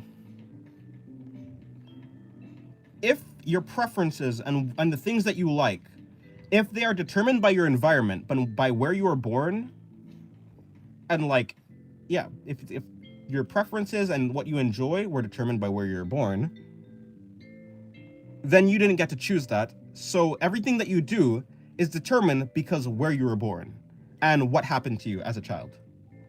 That's not free will. You didn't get to choose that. So your will is not free. Yeah. If if your will doesn't come from the world and comes from you, please pinpoint where it comes from. Did you choose your preference? And if you can choose your preference, like I first of all, I don't think people can. You cannot choose to go against what you want. What you want is something that's set in stone. You do not have free reign over what you want. You can't choose that either. So whether the universe is choosing your will or something else that's deeper inside of you that you don't get to choose is choosing your preferences and stuff. That's not you doing the choosing. Therefore, there is no like free will in that sense. So I think in general, I think you could just go, if you just like live your life the same that you've always been living, even if you accept that there's no free will, I don't think your happiness will change. Because if you realized whether you have free will or free reign over things doesn't actually affect if you like whether you're happy. You can still enjoy your life even if you didn't ultimately choose your preferences. Because like you still like go through choices. Like the logic that you employ to like make choices is still like your own brain. You're still doing stuff. It's just that the conclusion that you came to is something that you would have come to because like yeah, it's something you would have came upon because well, you were born. You were born in a certain place in time. Or it's defined by something that you will never be able to like understand, which is like also, you know. But yeah, that's basically it. Yeah, in fact, I don't believe in God. Wait, I don't believe in God because I don't believe it. Even if everybody always been religious in my family. Yeah. I mean, like I said, I think the arguments for God makes a lot of sense. I think, or like at the deepest level, the argument that like the universe cannot exist without a cause or something like that, that's a very compelling argument. And so, if the universe can't pop into existence from nothing, then you need a god. But that also brings to the question, well, where did the god come from? So the god situation doesn't actually solve that problem, meaning you don't necessarily need a god for that problem.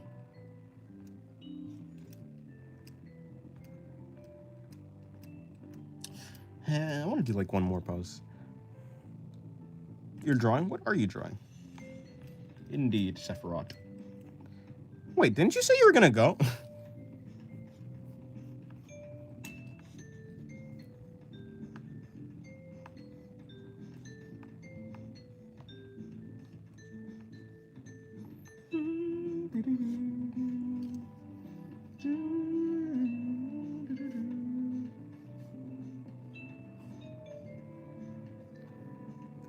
Welcome back, Cherry Lemonade. I don't know, girls. Fair enough.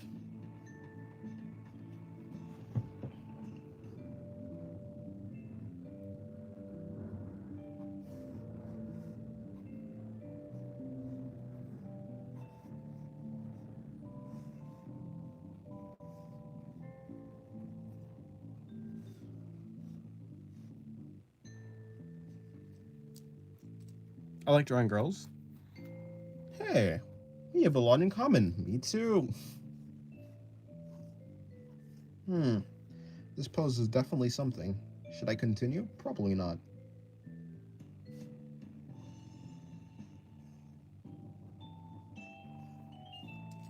Gross is all you know? Fair enough. With pigtails? Probably with oh, no pigtails this time? The hair is down? Huh.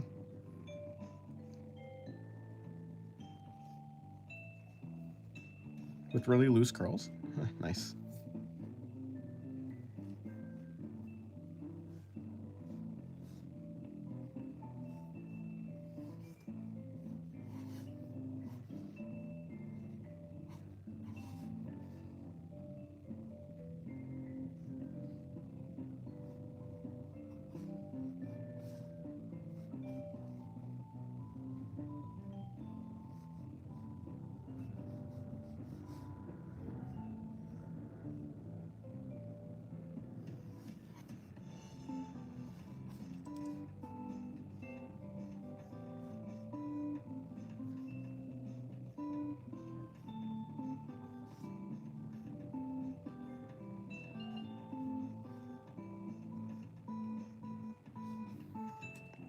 I drew Billy Joe Armstrong today.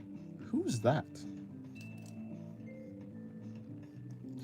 You know, I think I'm gonna end the stream after this drawing. So, just a heads up.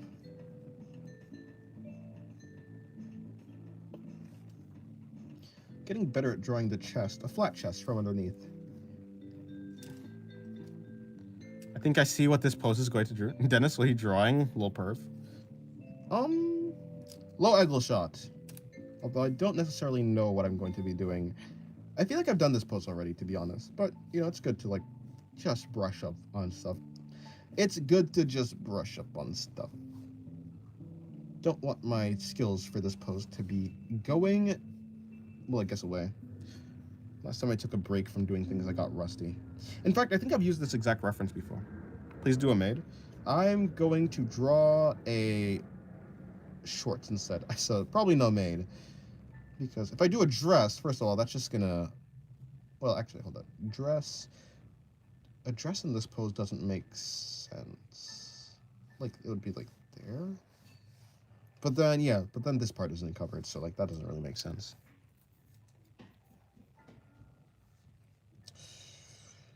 Doing the inseam doesn't really make sense either.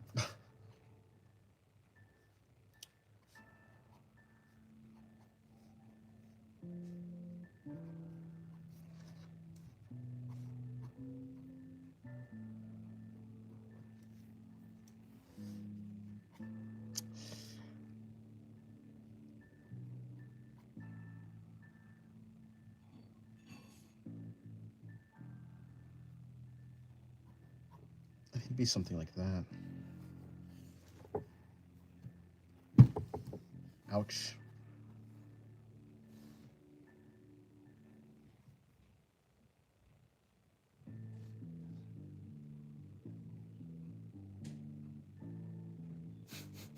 Was that a vagina? Well, at this point, it was just a crotch. I mean, I guess so.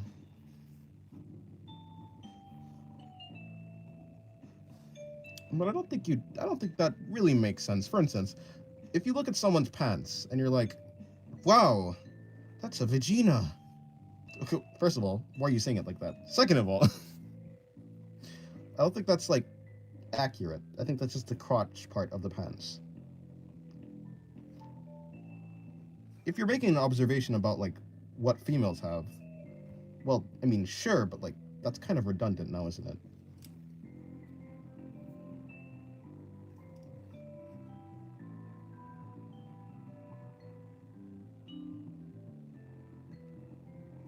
What are you talking about, Unicorn?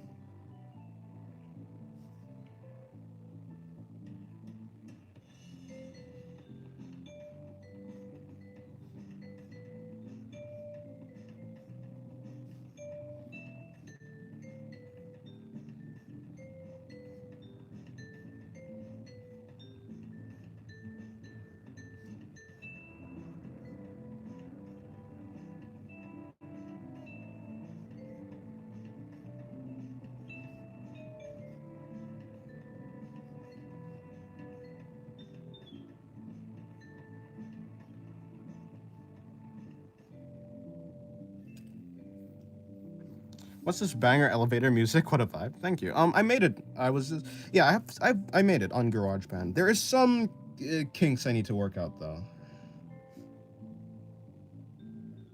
Wait, fuck. Wait, is it chinks? I think it's chinks in the armor, not kinks in the armor. Whatever. Is it kinks or chinks in the armor? I don't know. Cause like, but yeah, it's something like that. Anyways, there's some things that's like in the arm. No, wait, not in the armor. There's some things in the music that I would like to work out. What do you call like an imperfection in armor? Is it a chink or a kink? I hate people who stigmatize artists that draw women in the most slightest suggestive thing. I don't know. Wait. I mean, that's like totally their that's their right to do that. It's just like, I don't know. It doesn't affect me. Like if someone doesn't want to engage with like whatever my stuff is, then like that's fine. I don't really care. Because like if they don't like it, then it wasn't really for them, right? In the end, whether someone likes what I draw or not, I'm gonna draw what I like. He chose Ben to in strange poses. Did you just say the Asian Slayer Chinks? I'm pretty sure that is that not the. Okay, hold on. Is that not what you call like the imperfection in armor? Because like I thought that's what that was.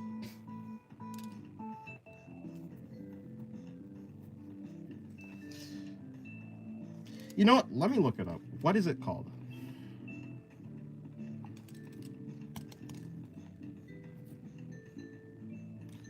Imperfection in armor word.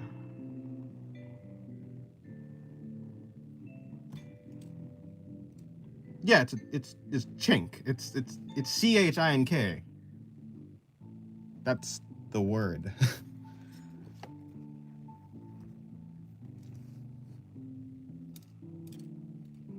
Yeah, no, that's literally the word. Perhaps there's, yeah, I'm pretty sure like that is another, the another meaning is the slur probably, but definitely the word for like a crack or like an imperfection in armor is chink in the armor.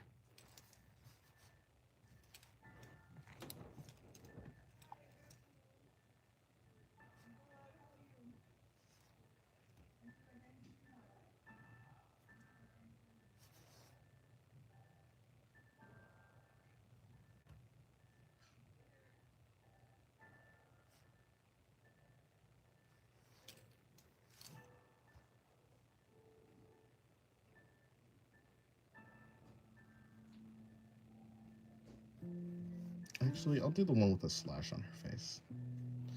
Then I'm gonna bring down her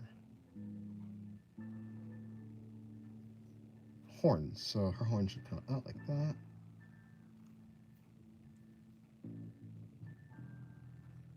Yeah. Thank you. I'm glad that you guys like the music. Although, yeah, like I was saying, I do need to like fix some stuff with the music. It's a little bit there's just a few things that I'd like to change.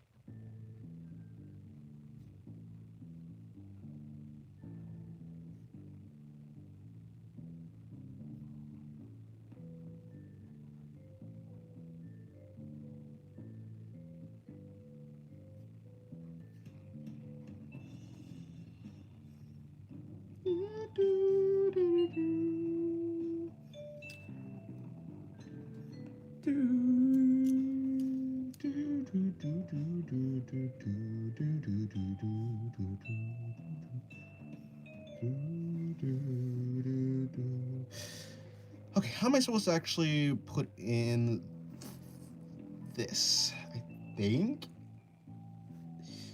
I need to respect the actual, I guess, topography of the body, while also trying to keep in mind that, yes, this is like shorts that are stretching and has folds, which is very difficult because, well, it's just very difficult. For me right now, I don't have a good understanding.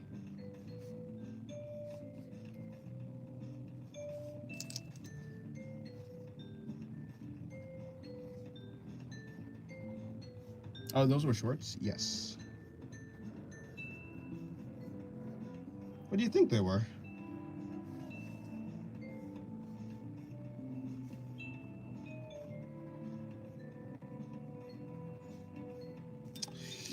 Still, adding in the inseam is a pretty bad idea. I've done this thing before. It did not turn out looking exactly like it was supposed to look. Looked like something else.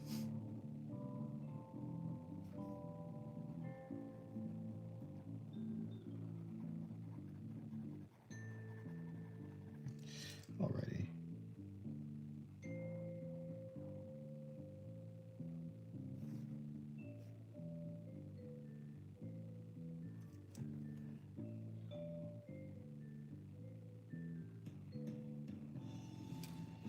I thought she was wearing like the sexy things on the legs. Ah, the garter belts.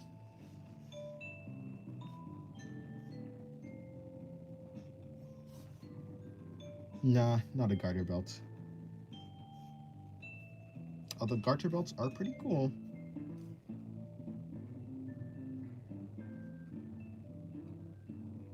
Yeah, I haven't drawn a garter. I've drawn one maid with a garter belt, and yeah, that's the one and only time I've ever drawn a garter belt. Or maybe that's not true. Maybe I have done a garter belt at another time, but I can't remember.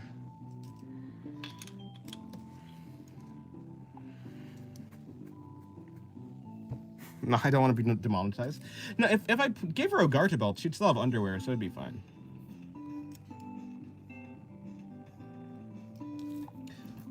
I've done this pose with the character wearing a swimsuit already, so a garter belt wouldn't be any different. By the way, what is this thing called? Yes.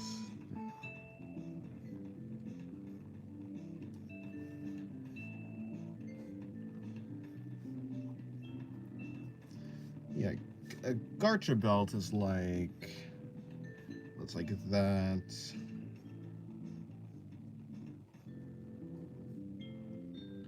That, and then, assuming like we have, hold on.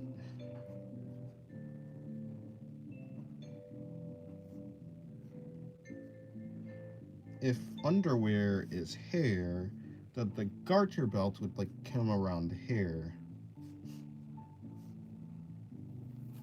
Do you have any experience in drawing backgrounds? I've drawn backgrounds a couple times. Would I say that I'm good at them? No. I'm not too good at them, though. You know, I think garter belts actually cover more than like underwear in general. I think I'd have been pretty fine with doing a garter belt. They cover quite a lot. Like all of the underwear is here, and then the garter belt is like on top of the underwear, and it like even stretches above. So it kind of reads like well, I mean, yeah, it's still underwear, but it's definitely like more coverage for like underwear, I would say, than like normal underwear, or like even like a swimsuit. I hate drawing backgrounds. Mood. That is in fact a mood. Backgrounds are the bane of my existence. Yes, I just want to do the character, and then I never do the background. Yes, although at some point I want to get into doing backgrounds. I've seen some really cool backgrounds, so I would like to do that.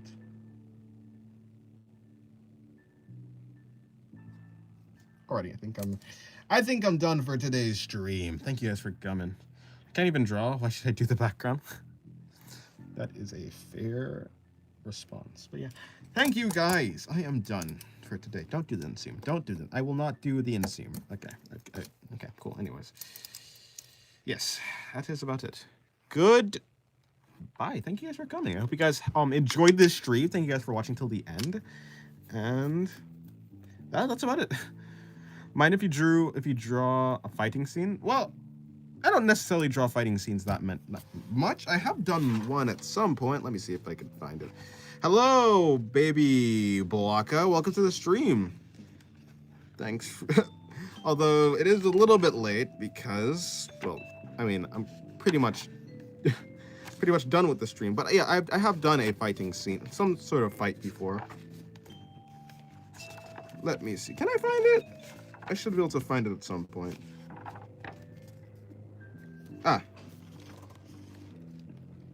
Well, although it's not necessarily perfectly a fighting scene. We have some guys fighting up here. But yeah. That's it, yeah. You guys have a good day. I will see you guys later. Let me just find the page I was on so I can actually just get back to that. Yes, thank you very much, and see you later.